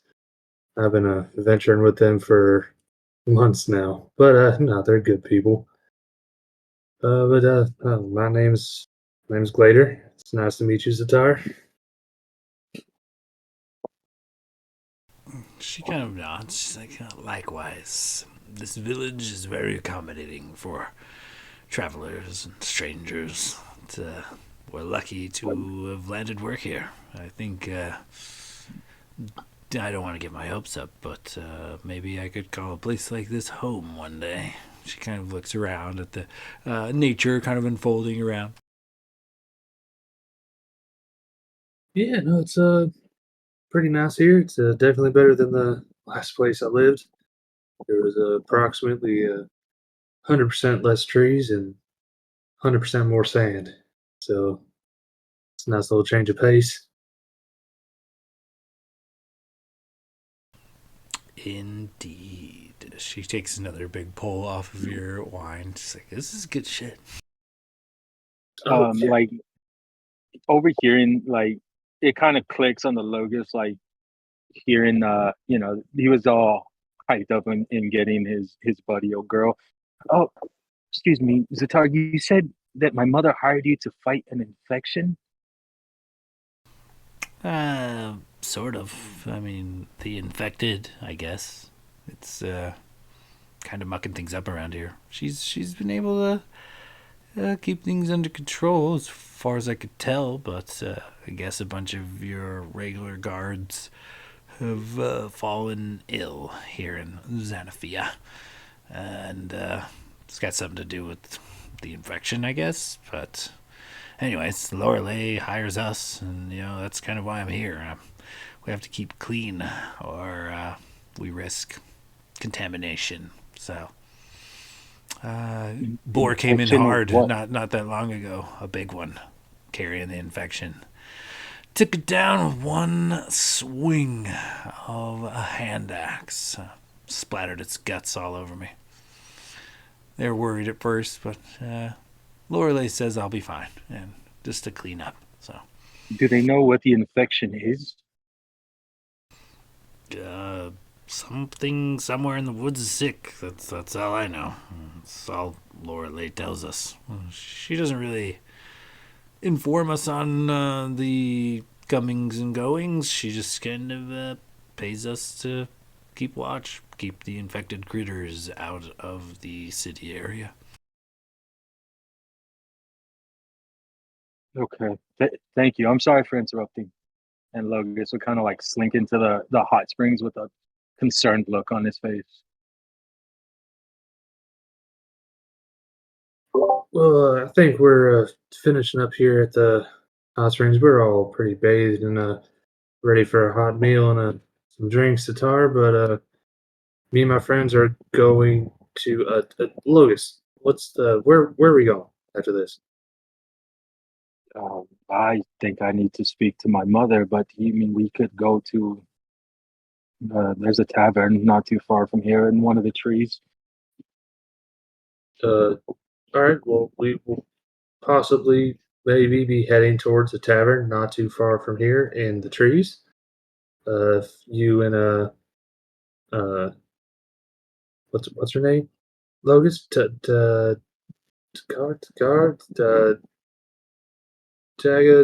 along? Tarduck. Tardock. Christ. If you and Tardock want to come hang out, I'm not sure. Okay, well, this has been nice. You can finish that bottle of wine. That's for you. Oh, well, thank you. And I'll tell you what, the guard shifts are long and they don't give a whole lot of time off, so it's not. No offense, might not be doing a whole lot of socializing. But yeah, I'm aware of Mikey's pub. I don't mind popping in there for an ale or two. But maybe I'll see you around there, Dragonborn. I don't think I'd mind that at all. Like I said, nice to meet you. And I'm gonna. Yeah, all right. She shakes your hand as you kind of go to leave. As she has the bottle of wine in one hand, shakes your hand, and she deposits a room key in your palm. And Hell yeah, brother. she pulls you in tight, and she says, "Seriously, I don't really have time to socialize, so I'll be around." And she kind of goes back to her soak. With my passive perception of 25, do I see this? I want to hear it. She wasn't trying to hide it. You know, you hell could, yeah. with your passive perception of 25, you definitely saw her eyeball. It's fucking big dong schlong over here. I'm going to put a fist bump up to Logus. Fist bump. I'm a fist bump. I'm a fist blade back. Yeah, Glitter, he takes him You're a going to be second to like catch up to what's happening. He's be, okay. I will see you around. We should probably be here. Okay. See you. And he just gets up and walks back over. And guys, let's go. Time to go. Mikey's pub. And he just grabs. He's like a nervous wreck, so he just like picks up his armor and like all of his weapons and stuff, and just like walks and just starts walking. Wait, there's some things you need to know. And Logus will kind of get out of the hot spring and catch up. Okay, so orcish women, they are very dominating in the bedroom. So it's best if you let her take lead if you do intend to go in there, because let me tell you something. You're in for a wild ride, my friend. And he'll put out a fist bump. He'll fist bump him back and then start to get dressed. Hey, if it's your first like it was for me, I'm not judging. I'm just very perceptive. You know me. You couldn't ask for a better, because they do tend to take lead and kind of guide you. Can I overhear this? Absolutely. Blade, I you're assume like you guys are fully all within arm's distance of each other. I'm right there, but I just want to be sure. Yeah, me and Blade are full on like giddy next to Gladia right now. I don't know what Locris and Renwick are doing, but we're like three girls gossiping right now. I'm gonna lead over to Logus and be like, "Wait, you went all the way with Todd, Doc?" Oh, lady never kiss and tells, but let me just say that they give you these braids after a good battle. All right, then keep your secrets. You're one Oh. to talk. Hey, Yeah, Locus is gonna be like, well, that's a story for another time, Blade. you got me there.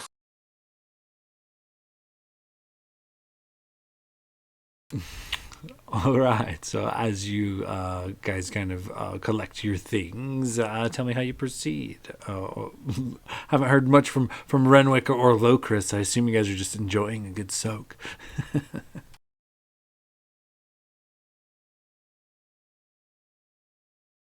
Yeah, I got all the worm guts off. Hello, Chris, and he was just enjoying the show, watching Gladiator squirm.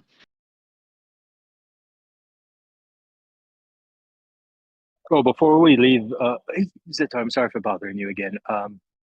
Would Tardok be at the pub as well, or where could I find her? She's patrolling the outskirts. It's not like a let it go once in a while thing. It's a 24 hours thing. She's usually calling the shot. She ain't far off. Just on the outskirts of Xanathia.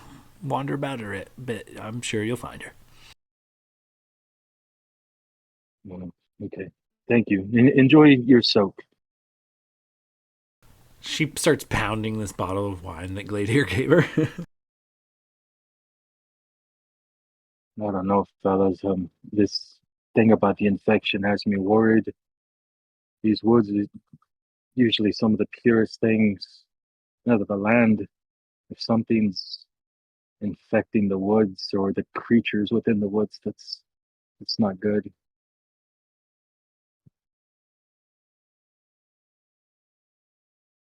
I wonder if it's something like the graying. Like, I don't think it's quite that, but something similar. The concern is now that Ziltar said she needed to bathe because he got that innards of whatever on her. I mean, if it's passed that easily, I mean, that poses a different problem, especially for you up and close people. Well, we won't know until you talk to your mama. Well, we have to talk in the morning anyways. Let's go get a drink. It's been a long fucking day. You didn't look right this morning. Yeah, I can stand to get drunk.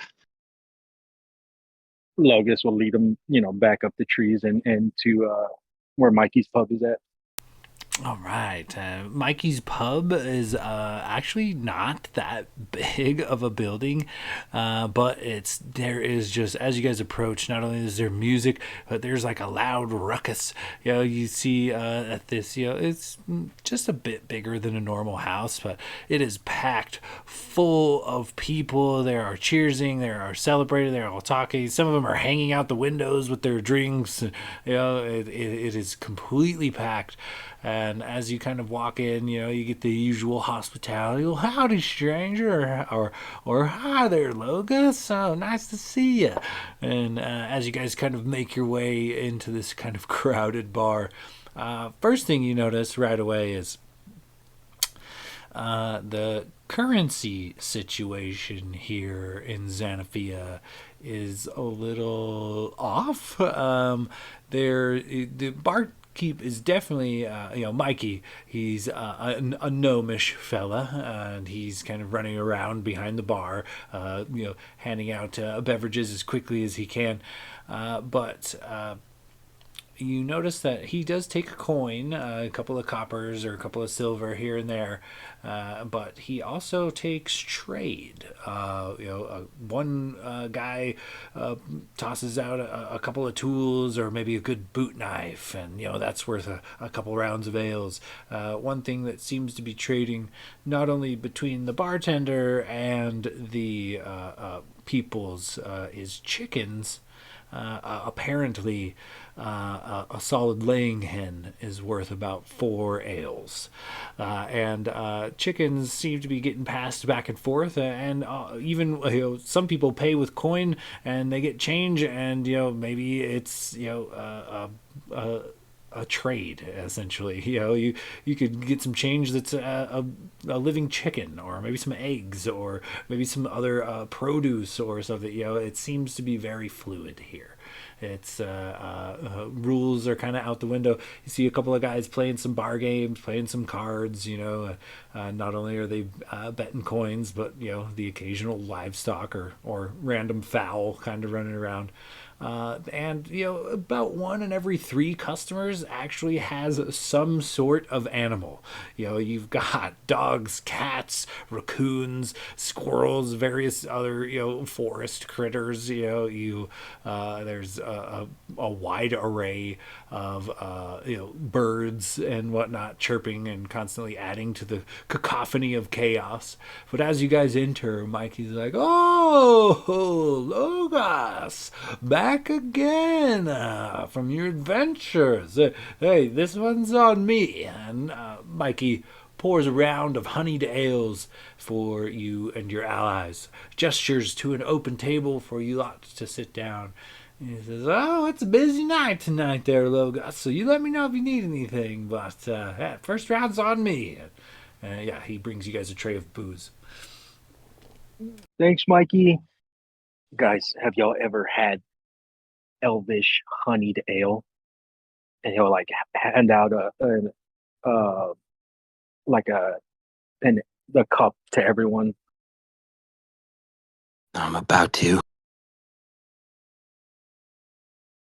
Logos will hold his cup up, Well, first beer of the night, gentlemen, to the sands of justice. Yeah, Glitter will hold it Huzzah. like, yeah, all right. Hey, Gladiator, get a couple of these in you. You'll relax a little. Trust me. Yeah, I think You're gonna need it. that's a good idea. I'll just down an entire mug of ale real quick.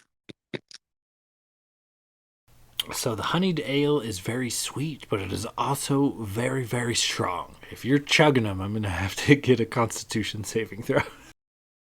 Before he checked, I mean, like, God, Gladiator, these are very fermented. I mean, natural. So, okay. He would. I think he would probably down the first one, but then after that he would be like, "Oh shit, these are actually like got some weight to them," and then he wouldn't. He's not like chugging every drink he gets, but that first one he's throwing it back. You're definitely hardy enough you could handle a good strong drink, maybe too. So after the first one, you realize there's a little bit of a burn to that. Logos is chugging. Yeah, I'm chugging them down too. All right, fuck it. I guess we're all first drink. We're housing. Yeah, I'll slam it. I'm not going to let you guys go the road alone. As you guys begin chugging a bunch of ales, you seem to inspire a handful of these kind of rowdy gnomes, half elves, and wood elves. They're all kind of inspire. Yeah, the stranger gets it. Welcome to Xanathia. Yeah, get another round for the strangers. A goose and a single copper coin are slid over to Mikey, and Mikey brings you guys out another round of honeyed ales and a round of shots as well. It's like, well, you don't get returning home treatment very often. Take care of it while you can there, Logos. Mikey delivers another round. Mikey, I don't have any chickens yet, but how many golds will it take to buy a round for everybody in this pub?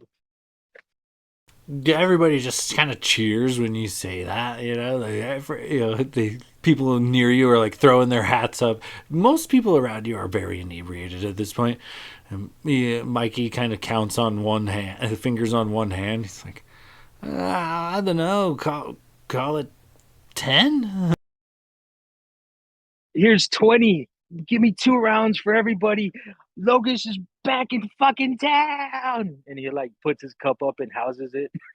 And there's like some wild cheers. Mikey's happy to take your money. He kind of sighs as now he's just a drink dispensing machine. Like Mikey is just on a mission. He's sliding ales, pouring shots, tossing bottles. It's getting out of control, but he seems to have a handle on it at the very least. Yeah, you guys Best basically damn crack off bartender a in all of party. Nightwood. Go, Gladiator. Another one. Drake. Take the shot too. What is the shot? Is it of like a spirit, or is it like of a more fermented version of the honeyed ale? It's basically moonshine. Yikes. Careful with your liver on that one. Yeah, Locris is just slamming it down. All right, Locris, go ahead and give me a Constitution saving throw. As some of this elvish alcohol is very tasty, but also very strong. 22. +5. You hold your own after a long burp that kind of like echoes off the wall and like stops several people around you to kind of look and be like, "What the?" After a loud belch, you get a series of cheers, huzzah! And they keep drinking. I'll just look at Blade and be like, Blade, music! Yeah, Filling my drink as play I a cheer. song. Play a song of the Sands of Justice. And he'll hold his cup up for everyone to take a chug. The Sands of Justice, play a song. And he'll house another one, and I'll roll Constitution now because I think Yeah, for think sure. I've Give rolled me a like- Constitution save. I've housed like 3 of them now. If you've taken 3, you got to give me a con save with disadvantage because you're fucking getting it. I rolled a 17 total and a natural 20, so 17. You're glad to be back home. You might be catching a good little buzz, but nothing out of control. You're not shit faced, but you're feeling it. You're feeling those honeyed ales for sure. Oh, dude, I'm getting the face tingles. I love this honeyed ale. Gladiator's he's drinking steadily, but he's not housing them. But he also, like, in the buzzed state, uses as a pearl of power to gain back a 3rd level spell slot. You're gonna need it, buddy.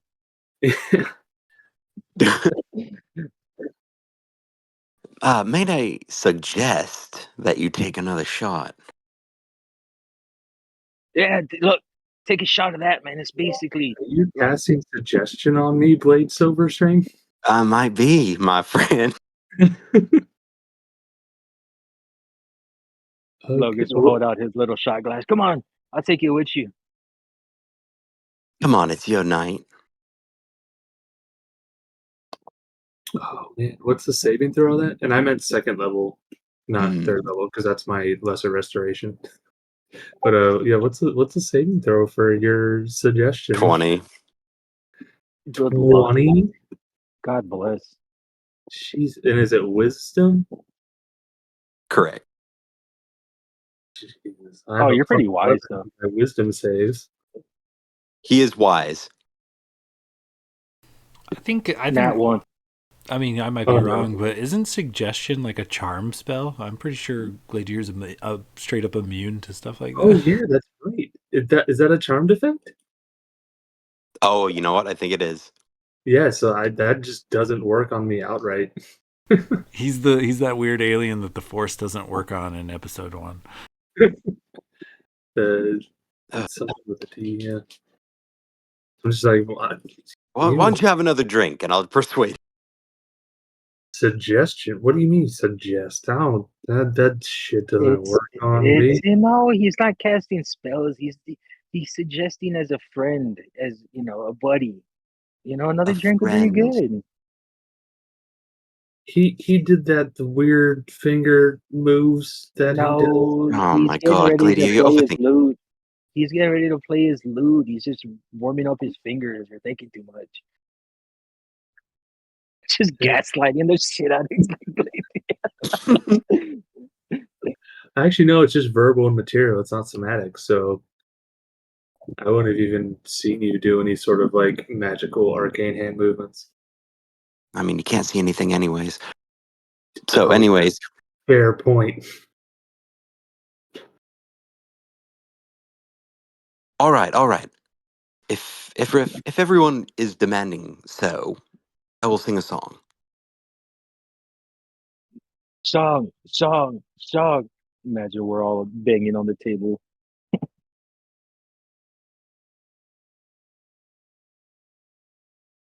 Can I take a glance around the tavern and see if the half orcish crew is here? Or maybe it was mentioned before. I do not recall. So basically, what's happened is Tardak had a mercenary tribe that just kind of was like very nomadic, and Logos kind of pointed them this way, and this way just happened to have a need for a bunch of mercenaries. So that in the crowd there are definitely it's a particular tribe of half orcs. They all seem to be female, and they all have like various tribal tattoos. But there are a handful of them in the area for sure. Perfect.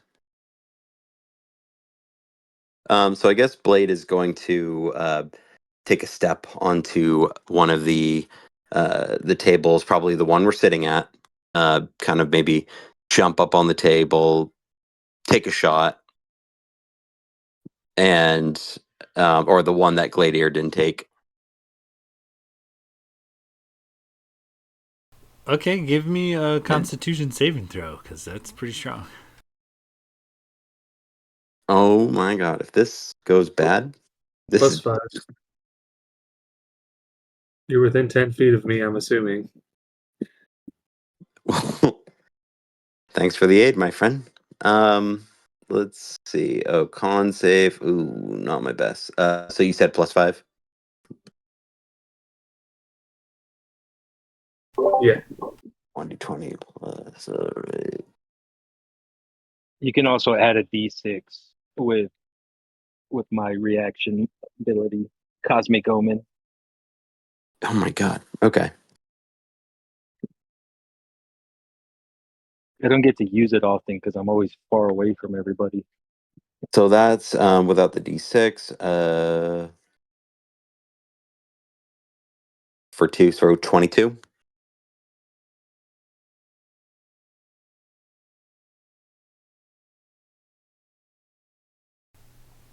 I'm sorry, I think I was muted. Hold on, sorry. I got distracted by Locris's comment. All right. With a 20, what did I have you roll again? I think it was con save. Exactly, con save 22. You're good to go. The alcohol is strong, but doesn't quite overtake. You're not inebriated, though you might be feeling a little giggly. So yeah, I'll take the shot and then basically throw the glass and fucking field goal kick it somewhere out into the crowd. And then I will swing around my normal loot that I have and just start doing a little bit of a sing for my friend Gladier. I'll say, Gladier, Gladier, the dragonborn, fierce and bold, a warrior's heart, scales of gold, eyes that are gold as well, eyes alight. He charges forth into every fight with a kopesh in one hand, at least until he lost it, and courage true. Storm through and shadow, battles brew. Yet beneath the armor, fierce and bright, lies a heart that longs for love and a frisky night. and I'll be pointing down at Gladiator. Excellent. Go ahead and give me a performance check.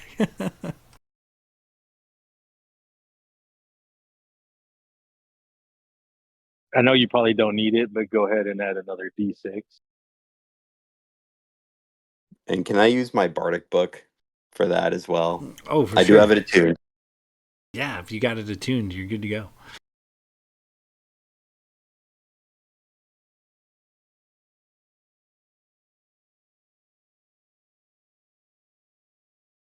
And I'll add the D6.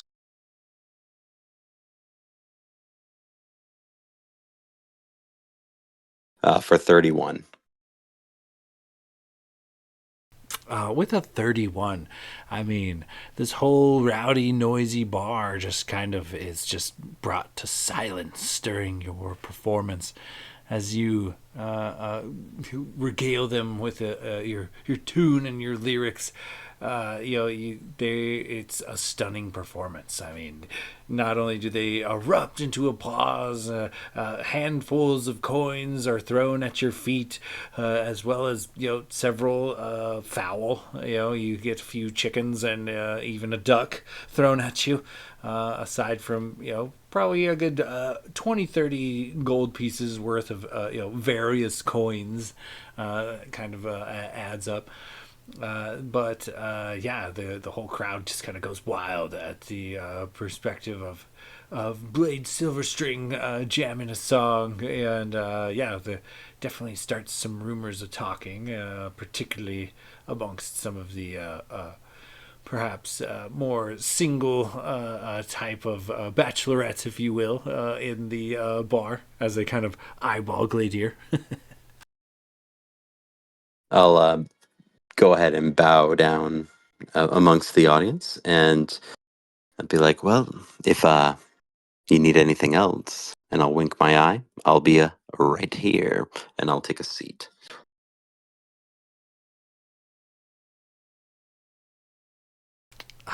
You immediately, like a small crowd just kind of comes over, or like a bunch of dudes are like, "Whoa, can you teach me how to do that, bro?" Like, a handful of girls are getting flirty. It's just like people are not only impressed with your performance, but you're genuinely interesting to them. A stranger in a small town that might not get a whole lot of passerby always. So lots of questions, people poking and prodding.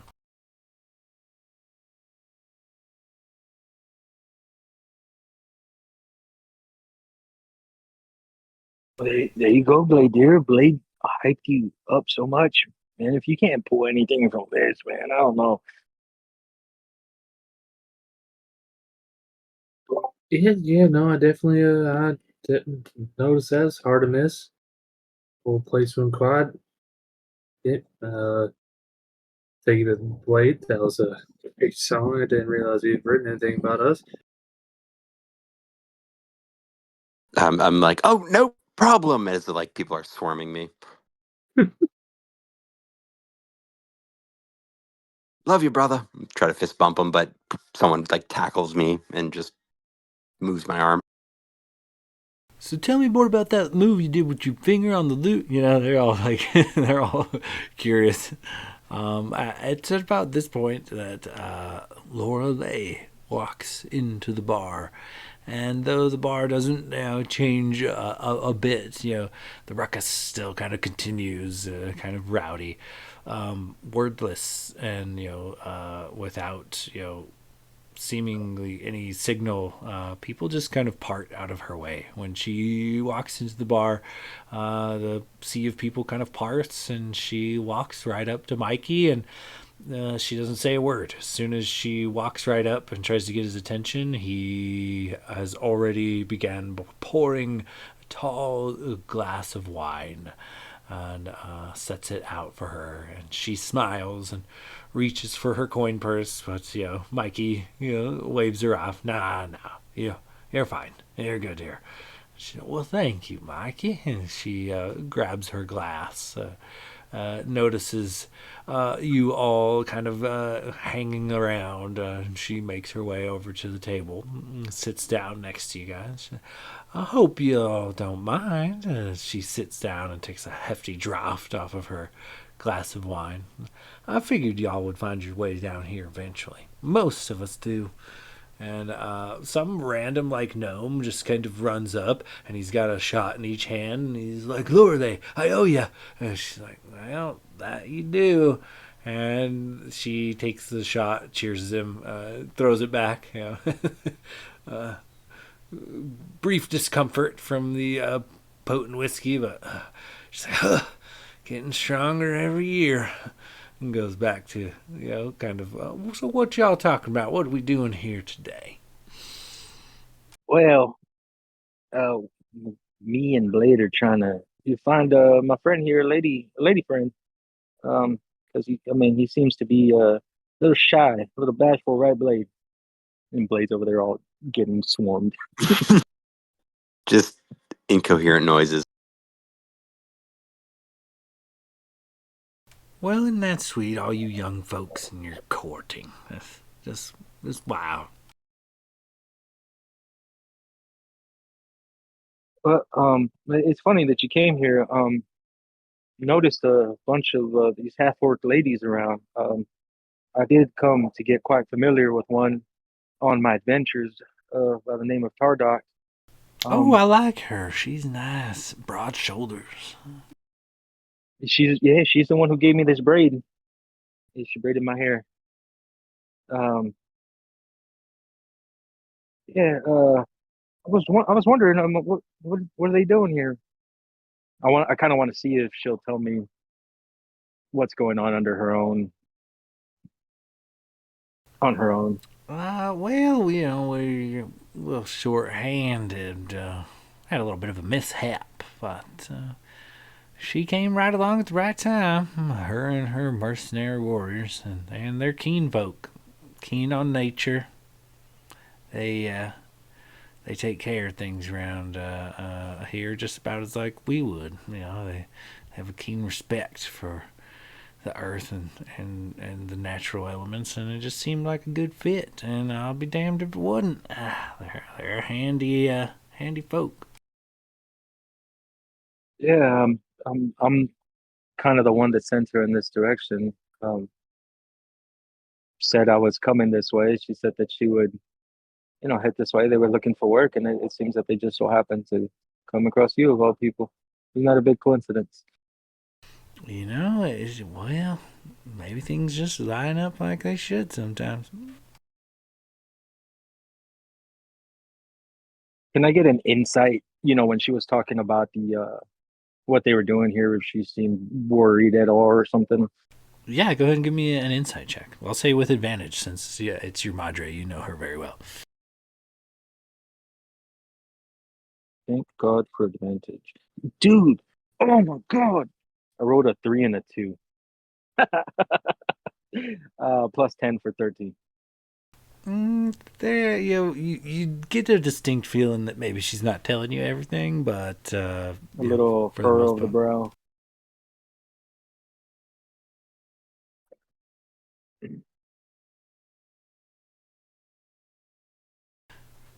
Well, I imagine you're going to find out sooner or later, but yeah, convenient. Every time Zeriotal shows up, there's a new problem that needs to be dealt with. I'm about sick of that. She clears her throat. Elf, dragon, whatever you want to call him. He is a bearer of bad news. That's all I know. He's the last one. He's the one that requisitioned the Shades Avian for that damn shadow dragon in the first place. Yeah, he did hire us, or at least give us a job to kill an ice dragon. So I kind of understand what you mean. It seems that something needs to be killed every time he comes around. Do you know anything else about him other than? Obviously, you guys you're in on the information that he's a dragon, but we don't really know much about him other than the fact that he just shows up at random times and I mean, fathers. and for being Sorry. a rather powerful dragon, he seems to outsource a lot of shit. Yeah, it's their way. They're in similar ways that the gods are bound from interfering on places like the material plane. And there's similar rules and laws for the dragon folk in the realm of dragons. Laws must be upheld. And as far as I know, I believe Zeriotal is acting as part of the law enforcement of some sort in his own realm, dealing with renegades and runaways. But yeah, I've known Zeriotal for some time. Shortly after the Shades Avian decided to hang up their adventuring gear, is when that damn Shadow Dragon came, well, and gave us a good run for our money. And, well, you see where that got us. But it was Zeriotal that convinced the Shades Avian to pick up their adventuring gear again and get together for one last hoorah, and I ain't seen a single damn one of them since. So he's not my favorite person. Actually, I've been wanting to ask you, Mother, because I've actually come across stories of the battle. And was it true that you were part of Dad's group in the first fight against the Shadow Dragon? I I was there, yes. I have a duty to the forest. And Shadow Dragon nesting here. Not It's not keen. Even before it was a Shadow Dragon, when it was just an ornery old red dragon, before we had banished it to the Shadowfell, it was a problem. And yes, I would occasionally accompany your father and the Shades Avian in various deeds, but I'm tied to the forest, son. You know this. My main priority is the well-being of Nightwood. Can't exactly go gallivanting across the realms of Daanal Wisech and keep my plants watered and my animals and critters taken care of.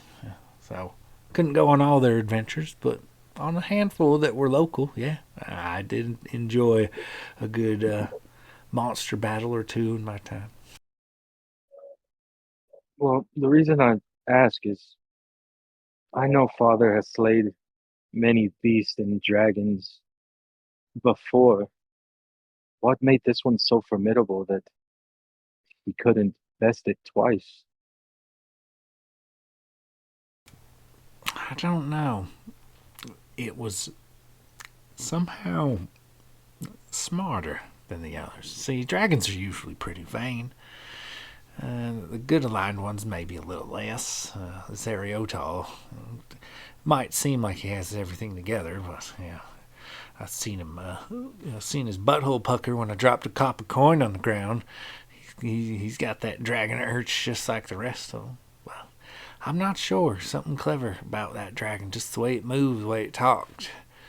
It almost made when you had your boot on its throat, it almost made you pity it. So, and that was a mistake that cost us just about everything.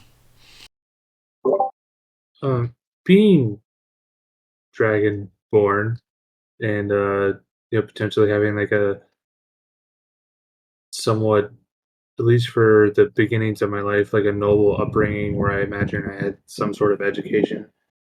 Would I know anything about this sort of like hierarchy that she's kind of alluding to of like the dragons where Zeriotl is kind of like a quote unquote lawkeeper of sorts? Go ahead and give me a history check.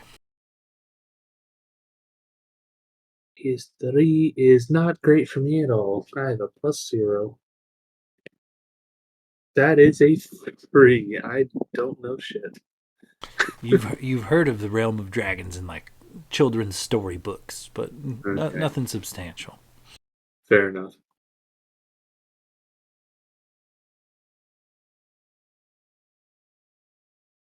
Well, I guess he would still probably be curious and not knowing anything about it. I think Glader would probably maybe press for a little information on that. Um, so you say that Zeriodal is kind of a law keeper of sorts. They're like excuse my ignorance, but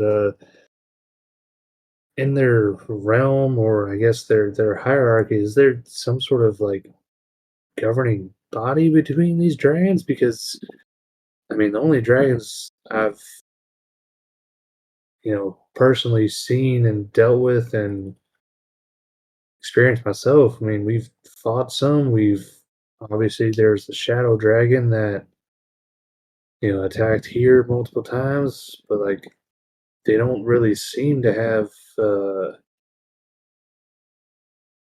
don't know, like they don't really seem to group together. Like they don't. They all seem to be pretty independent.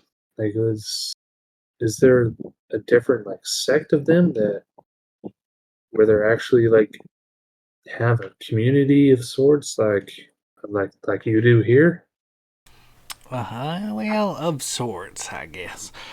To my understanding, as Zeriotal explains it, the realm of dragons is just that, a realm that is created for dragons to do what dragons do, which is probably create impressive layers and have a place for their hordes, as I've been told. But aside from that, there are certain rules within the realm of dragons, and some of those rules include not harming or bringing ill will to other dragons in the room or in the realm. And sometimes people break those laws and then are punished. Sometimes that is death, sometimes that is exile, on the rare case that they are banished to another realm of existence.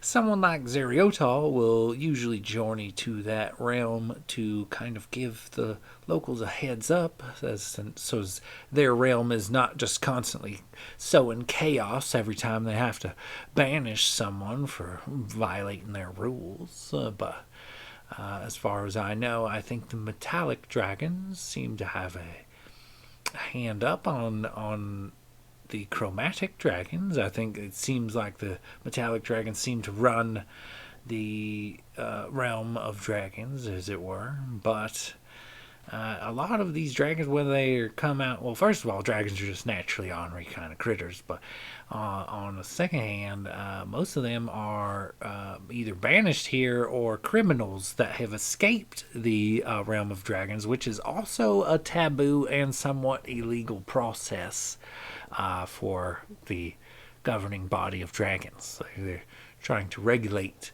these giant man-eating, flame-throwing lizards in some cases that from just taking over entire realms like Daanal Wisech. And so it's got its ebbs and flows, I guess. But yeah, like I said, Zerioto always comes with bad news.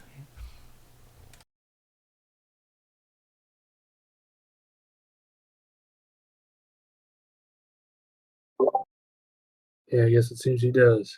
Well, thank you for that. It's a little tidbit of knowledge I was not aware of.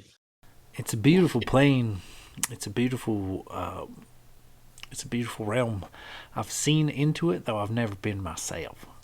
It's nice. It's beautiful, pristine mountaintops, hundreds of them, and on the top of each mountain is a fortress built for sometimes one dragon, sometimes a small family of dragons. It's quite majestic scene. I've only ever seen it in visions and dreams and through a scrying ball. I've never actually been there myself. Well, Mother, I mean, it's always good to see you, and but part of the reason I came back was not only to see you. Zeriotal was the one who told us to come back this way. We have reason to believe that Father is in the Feywild. Do you know anything of that? I know that that's where he went to chase that dragon. He took what the remaining members of Shade's Avian with him. They all went down to the temple of Farlongen, just right outside of town, and hitched a ride to the Feywild. And I ain't seen him since. And just recently, within the last few months, the Temple of Farlongen's been having some problems. It's kind of where your friend Tardok and her mercenaries have come in very handy.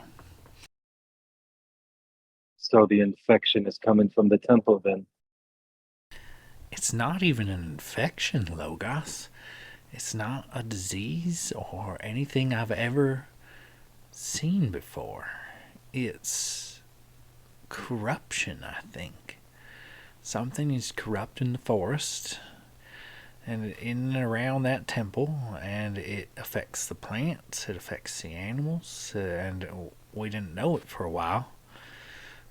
So people using the plants and the animals in that neck of the woods, well, they naturally got a bit sick, and I can use my gifts to stop this problem from progressing, but curing it outright has been more difficult.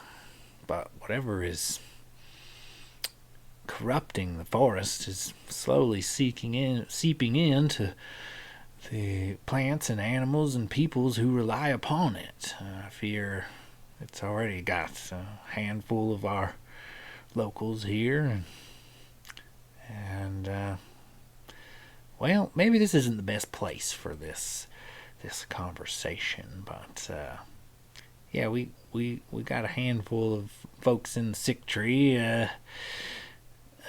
I've had that at a few levels, if I'm being perfectly honest. Well, yeah, we got a lot of sick folks in the sick tree. But, like I said, I can stop it. I can stop this corruption from getting worse, straight, affecting people negatively, but I can't get rid of it totally.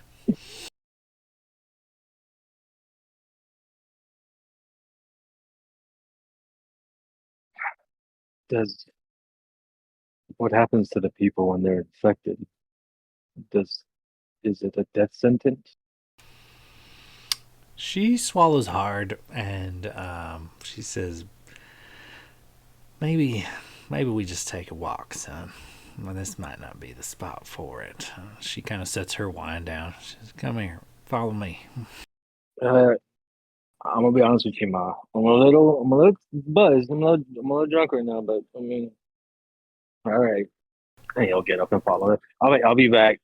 Hey, Gladier. Hey, go see what that that half orc's doing. You know? Maybe go check it on her. Make sure you got your room safe. And he'll Alright, pat Gladier on the back, give him a wink. alright, you just figure out what's going on with Ronald. We'll just hang out here. Yeah, just hang out. Maybe not just here. And he'll follow his mom out.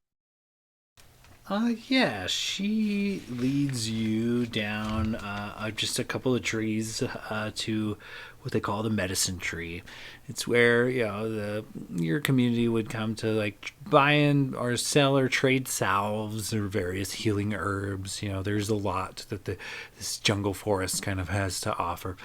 And so as she kind of pulls a curtain aside and you step in, you see a lot of sick elves. You see they're laying in bed, a lot of them, and you hear a lot of coughing. You see people coming to and fro.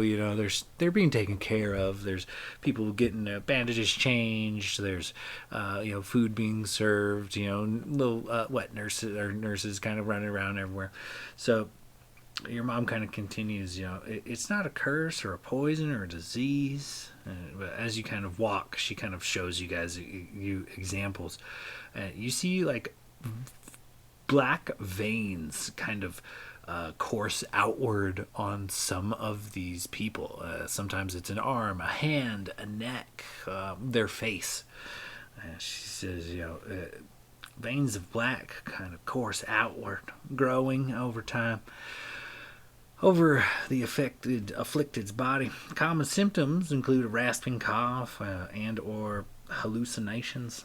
For some, this creeping blackness seems to be fatal, filling their lungs with black ichor. Others, if untreated, do not die, but little of what they who or were remains. Those unlucky enough to live appear to be in a constant state of fear and panic caused by vivid hallucinations. She walks you down like the spiraling center of this tree, down several levels, and pulls aside another sheet and kind of like steps into a room. You see in what is essentially just kind of like a cage that has been built, but not really built, rather grown. This, like, it looks like almost like a, it's definitely at one point was probably a wood elf, but as she kind of continues, you notice this particular specimen exhibiting these kind of features. She says this black ichor seems to exude from their eyes and mouth, blinding them and rendering their speech unintelligible. Suffering from bouts of panic and rage, they are a danger to themselves and others. And she kind of gestures to this person in the cage. You do see like black ichor, kind of looks like they're constantly crying this thick blackness, and this black ichor, they have a raspy cough and are constantly coughing it up. They look back and forth, afraid. They jump, they run, they crash into the wall. They huddle in the corner. It looks like they're trying to shout, trying to scream, but nothing comes out. A raspy cough, more of this black ichor. And she just kind of gestures to this in particular person. She, with a wave of her hand, some sort of magic seems to calm the person. Their breathing regulates, and they just kind of slowly relax a little bit, though even very twitchy, paranoid. She says, started with the Temple of Farlong and went down there to see what was going on. I took a handful of warriors with me, and well, they're all here now. She kind of like exits this one particular room where this like crazed person is in a cell, and you do notice several guards, several lawmen of the city seem to be holed up here in the lower levels of the sick tree, of the medicine tree. And some of them recognize you. Oh, Logus, I knew it. But as Lorelei kind of walks, she says, "Well, I took a big squad of them with me, and all I can tell you is something ain't right at that temple. I don't think it was the priests. I think it was something pretending to be the priests. But they put a walloping on all of us, myself included. And we all caught the sick." Yeah, she kind of gestures to everybody who's kind of in the room. There, you see the black veins kind of pulsing from some people's hands, some people up their arms. Some of them have like chest bandages with their chest kind of revealed. More of these black spidery veins. Some of them have it just like right on their neck or their face or their head. And she says, so that's kind of where we're at right now. And coincidentally enough, Zeriotal wants you to follow your father's footsteps into the Fey Wild, because using the same gate seems to be an important facility or important aspect of getting you close to wherever he is believed to be in that Fey Wild. And the problem is that all this corruption is coming from the place that the gate exists. I don't know how to get into that temple safely. took a dozen warriors with me, and they beat us back. And she kind of looks to the ground. She says, I'm worried about you, Logan. I can't lose all the men in my life to this one structure, one portal, one realm. That ain't right. So Logan's seeing all this, like the shock of it kind of sobered him up pretty quickly. Oh my God. How did the infection spread? At first I thought it was eating corrupted plants, but something spread it to y'all by fighting? Well, we didn't know it was a corruption at first. The priests were off, but they weren't outright attacking us. Something in that neck of the woods was off. We could all just feel it. Hell, I can feel it now. It's drinking the water out of the nearby creeks. It's picking the berries on the nearby bushes. Eating, some various, herbs or critters in and around the area. The whole place is sick, and it affects everything. We didn't know it till, well, we had it thrown in our faces. We went to confront them, and boy, whatever them priests were, I don't think they are anymore, but they're powerful, was able to give us a right walloping.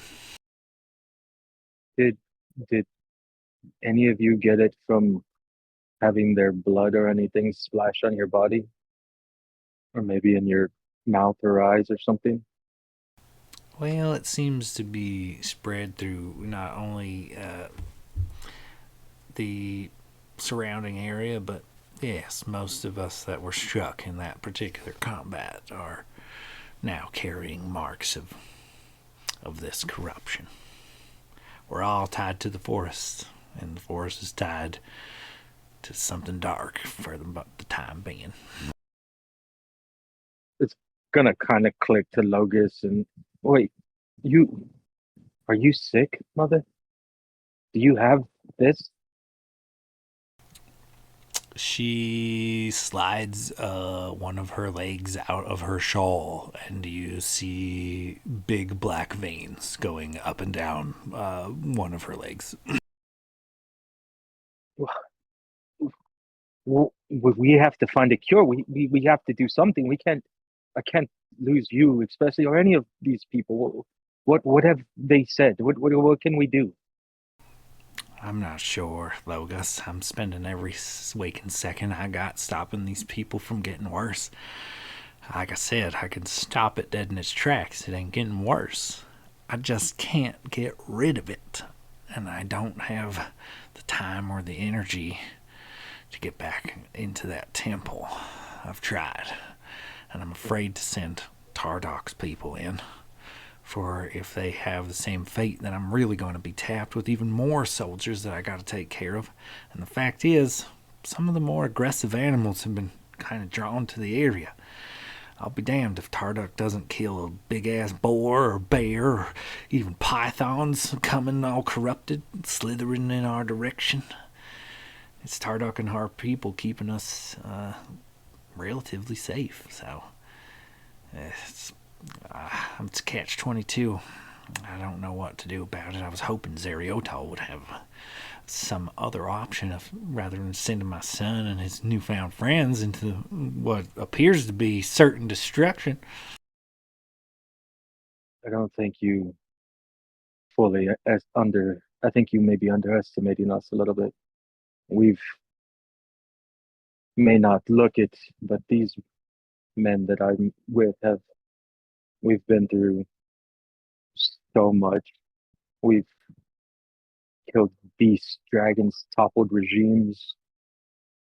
And if my mother is sick and the answer is in that temple, then I'm sorry. I am my father's son. I have to help. I have to not only help you, but help the forest. And if there's a chance that father's alive in there, you can't ask me to stay because, frankly, I won't. I have to do this. And I know that my friends will have my back. They're powerful people. We can do this, Mom. She looks concerned, but she nods. Well, sometimes planets align and fates as well. I might not like it, but I don't know what else to do aside from hear out what Zeriotal has to say in the morning. So, aside from That that, seems I'm it at, seems that all he's gonna say is that we need us to do it because he can't do jack squat for himself. Pardon my language. yeah, that's part of the rules of his little authority figure situation. I don't get that exactly. He's supposed to intervene on dragon folk behalf without actually intervening. You know how easy it would be if he would just turn into a big dragon and just like melt a bunch of shit with his fire. But no, can't do it. Bureaucracy. Maybe he's weak or scared, or maybe he can't. I mean, maybe it's all a ruse, so he Nah, doesn't have to get his hands dirty. I think he told me once something along the lines of it's tied to a treaty, and if he does it, then a bunch of other dragons are allowed to do it, and it causes a bunch of chaos and domino effect into a bunch of dragons being a bunch of assholes. Well, how would the other dragons know though, Mother? It doesn't make sense. Are they constantly watching him 24/7? Because if so, that just brings up a whole other bag of worms. Some of them are little more than angry wild animals, but there's others out there that keen minds and powerful magics. You never know what they're up to. Well, this is horrible. And if I can help any of you, and Logus kind of looks out to the room, not only help my mother, but help you get back to your families. You have my word that I will do my best. You get several salutes from around the room. Have some of these wounded soldiers with the sickness just kind of, hear your words and are hopeful. And she kind of nods. She puts her hand on your back. Says, "All right, son, I got to get back. I'm sure Cookies has destroyed the entire house by now. I'm gonna retire for the evening. Why don't you gather your friends and head on back to the house whenever you guys get a hankering for something to eat. I'll leave something out for you." Thank you, Mom. One last thing. Would you happen to know where I could find our dog? Is she busy right now? I don't want to be a nuisance, and he starts like getting a little red. I sent her. I pretty much let her run free reign. She does a good job with controlling her troops. She runs the perimeter on Xanathia. She runs a tight ship. No wild boars or slithering anacondas or barreling bears are going to get through her perimeter. I imagine if you just walk outside Xanathia long enough, you'll probably trigger a snare or, have one of her soldiers put hands on you. Well, I don't want to intrude if she's busy. I was more hoping that maybe she takes a break sometimes and she was somewhere in town. But I imagine I'll run into her in the morning when Zerial Talk comes. I don't want to distract her from her job. She takes her job so very serious. She's very good at it, that's for sure. All right, Mother. Please get home safe. We will be home in a little bit. Let me make sure my friends are okay and not falling over the bridge or something. That they're not used to this. She smiles. "How hospitable of you.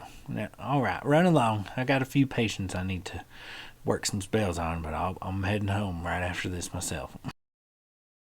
Logus will kind of like get ready to take off, and then he'll like stop, and he'll be like, "I'm sorry you got sick, Mom. I missed you," and give her a hug again, and then take off to find his friends. Yeah, and with no time at all, you come back to Mikey's pub, and your friends are being egged on by the local crowd. Lots of ruckus, rowdy noise, breaking bottles, cheersing glasses. 100 conversations going off at once, and you return back to your party. Is Gladier there? Gladier, are you there? Yeah, I think Gladiator would have wanted to wait until Logus got back to see if he was okay, because he's more concerned about his friends than himself. But I mean, he's still probably like, hand in his pocket, kind of like rolling the key around.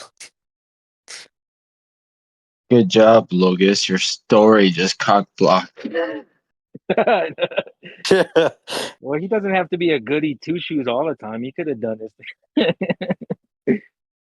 Well, guys, if everyone's had their fill of drink, Mother has prepped food for us. If y'all would like to retire back to the house. Oh, I'm pretty beat. It's been a long day. Some good food and a good night's rest. What say y'all?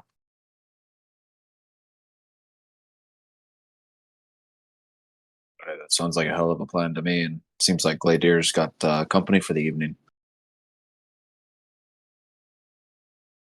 Oh, No, I mean, nothing was confirmed. I'm just Gladier, she hanging out. handed you a key, Gladier. What do you mean nothing was confirmed? I saw the whole thing. She was totally eyeballing your dong as well. I don't know if you knew that.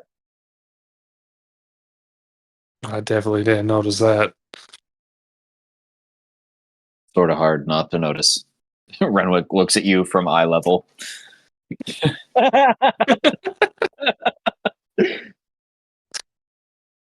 Well, uh, I mean, I'm not just. I mean, Gladier, let me look. I've I've heard some pretty crazy things tonight. All right, there's some things that we need to talk about that's going on here with my mother and in the forest and in the Feywild. There's a very good possibility that we may die in the next couple of days. It's like everything we do. Just it's the nature of the job. I think you owe it to yourself to have one night where you don't think so much because you may die tomorrow. do I see Zaytar anywhere in the pub right now? Not in the pub, but you did notice, kind of on your way into the pub, that while Mikey's pub is not very big, it's just a little bit bigger than an average house. The tree that holds Mikey's pub, rather, has several small domiciles attached to it. About a dozen, just big enough for maybe a bed and a footstool or two. They're not quite very big, but it does seem to be where travelers stay, and it looks like a handful of these half-orc mercenary tribe as well.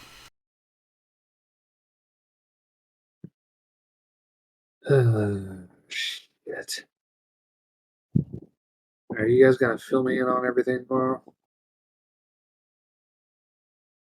I'll tell you what, Gladier. I won't say a word until breakfast in the morning. You have my word. Okay. All right. Uh, y'all again, get back now. I know where your mom lives, or your house is. If I need to, I will. I'll be quiet. Come back in. Well, be careful. Don't fall off the wooden bridge because you have been drinking, and you may have jelly legs.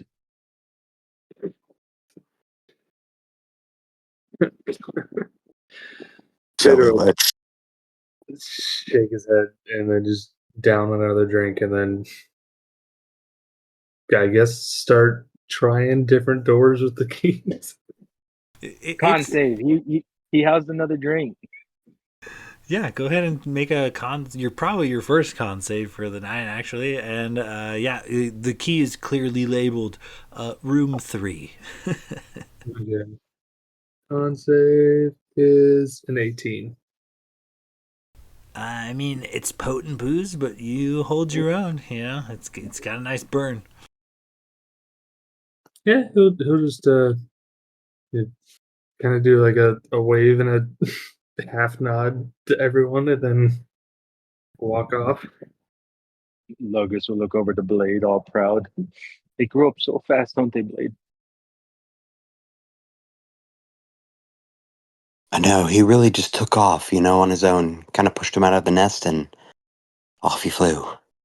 He may not be a full-born dragon, but he grew his wings today. He really did.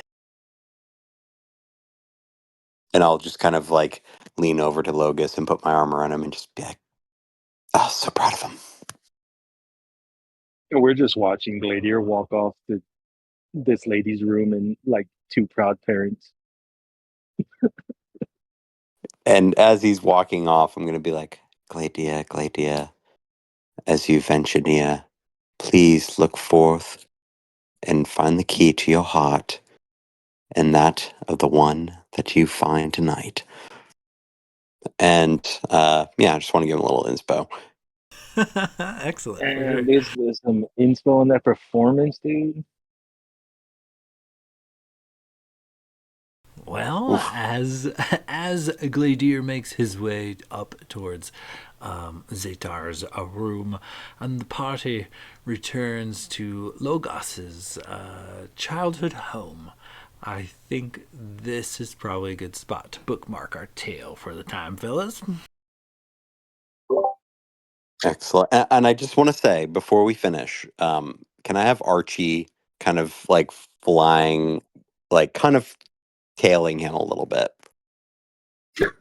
Tailing Gladier for sure. Tailing his non-existent tail. Oh, for Hey, Sean, sure. where's Tony at right now? I imagine keep forgetting Tony's. about my bird. I Let's get imagine cookies Tony in is on that. probably with you, at least nearby. Probably happy to be hunting some in the jungle. I'm gonna tell her, follow him. Make sure he gets there and gets home safely. I'll catch speak with animals. She confirms she will do this for you, and she goes and like posts up outside of the room 3, which is kind of almost like a tree house, like a shed in a tree. Is there a window? No window, unfortunately, just a No. single door. Damn, I was totally gonna work into Tony to watch. I can have Archie turn into a crab and we can get like blind sight. Jesus. I'm gonna wild shape into like a ant and go in the room. So like a tremor sense kind of thing. Probably, yeah. You mean like Toph from Avatar, just sensing the vibrations? Blind Can we sight. get Yotki in here? Use the axe, summon the Yaki. The fuck? What happened in there? I do Oh, like how Sean was really slow playing it to give Alec every chance to walk away. He did. I got him with the speech. We literally could die tomorrow. You cannot die a virgin. I mean, yeah. I mean, he could. I mean, you could be ambiguous like I was. You know, you don't necessarily know what happens next. You could braid your hair. Do you have hair? No. Not on his head. I'm covered He's in got a- scales. He's got a full bush though. Like a hairy dragon. Do lizards grow hair? No. No, he's just got black scales in that region, so it looks Yeah. like bush. The mound of black Scales on scale. the underbelly. Canon. Man, great sesh though, Sean. What a lore dump, man. That was a really good lore dump session. I like that. I really like the visual you did with the Nightwoods. That's like exactly what I was picturing in my head with the whole tree houses and bridge from tree to tree. Like That's freaking awesome. Yeah, that's what you gave me, so I had to run with it. So Oh, did I? I was hoping. Yeah, you don't remember your own backstory? It's been like 2 years, to be fair. Okay, fair. Yeah. Okay.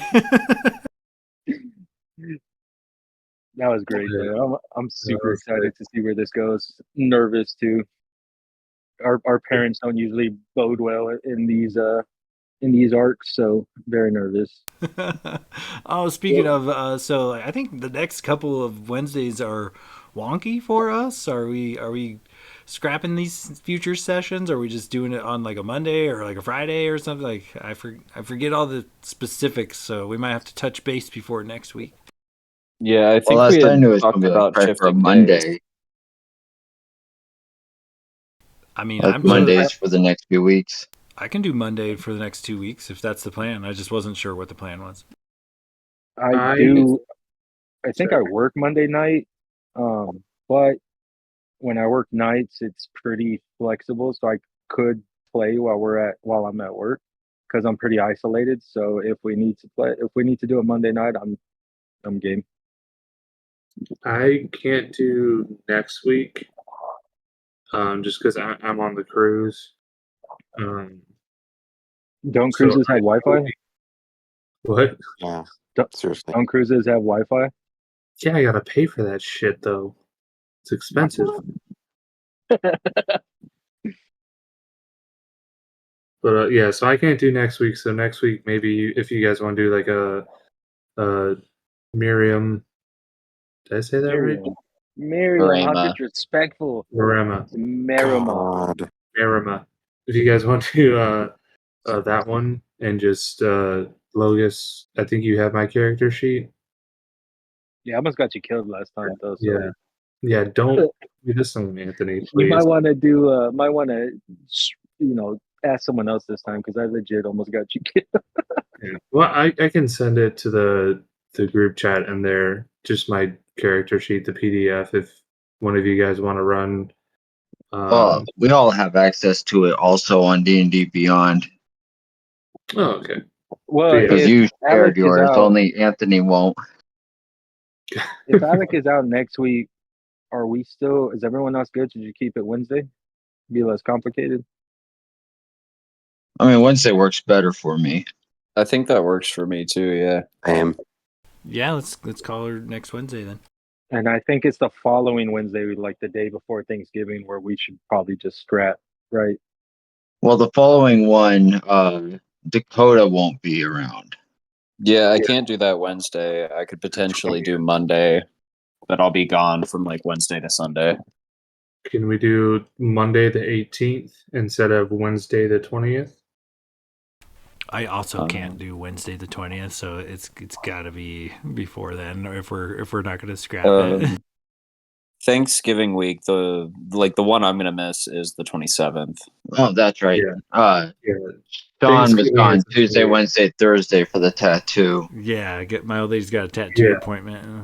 It's a bit of a drive, and we'll probably be staying overnight, so I'm gonna be out of town for a few days. Can everyone do Monday the 18th instead of the 20th? Should be able Yeah. to. should be I good. can do that. Should be Okay, good. yeah. Okay, so yeah, next Yes. week you guys can do the Chris's one or not one shot. I'm sorry, Chris's campaign, and then the following week we can try and shoot for that Monday instead of Wednesday for And then San Thanksgiving Diego. week, we scrap, right? Because everyone's busy that week. Either scrap it or I think we were also talking about maybe doing Monday that week as well. But I think that's still up in the air. I'm pretty So- flexible. Just let me know. So Wednesday, potentially Monday. Yep. Yeah. Correct. Okay. Yeah, let's Sounds good, fellas. you guys do Wednesday next week and then we'll just get together again in the chat and discuss doing the next 2 Mondays after that once we get closer. Sounds good. All right, boys. Sounds good. Keep in touch, and we'll do this crazy thing again soon. I'm gonna get out of here. I gotta go scarf on some pizza and finish my wine. All right. Hell yeah. Fuck yeah. All right, good All right. session, Sean. Thank Night, you. y'all. Yeah, Later, no Okay, game. great session. Are we getting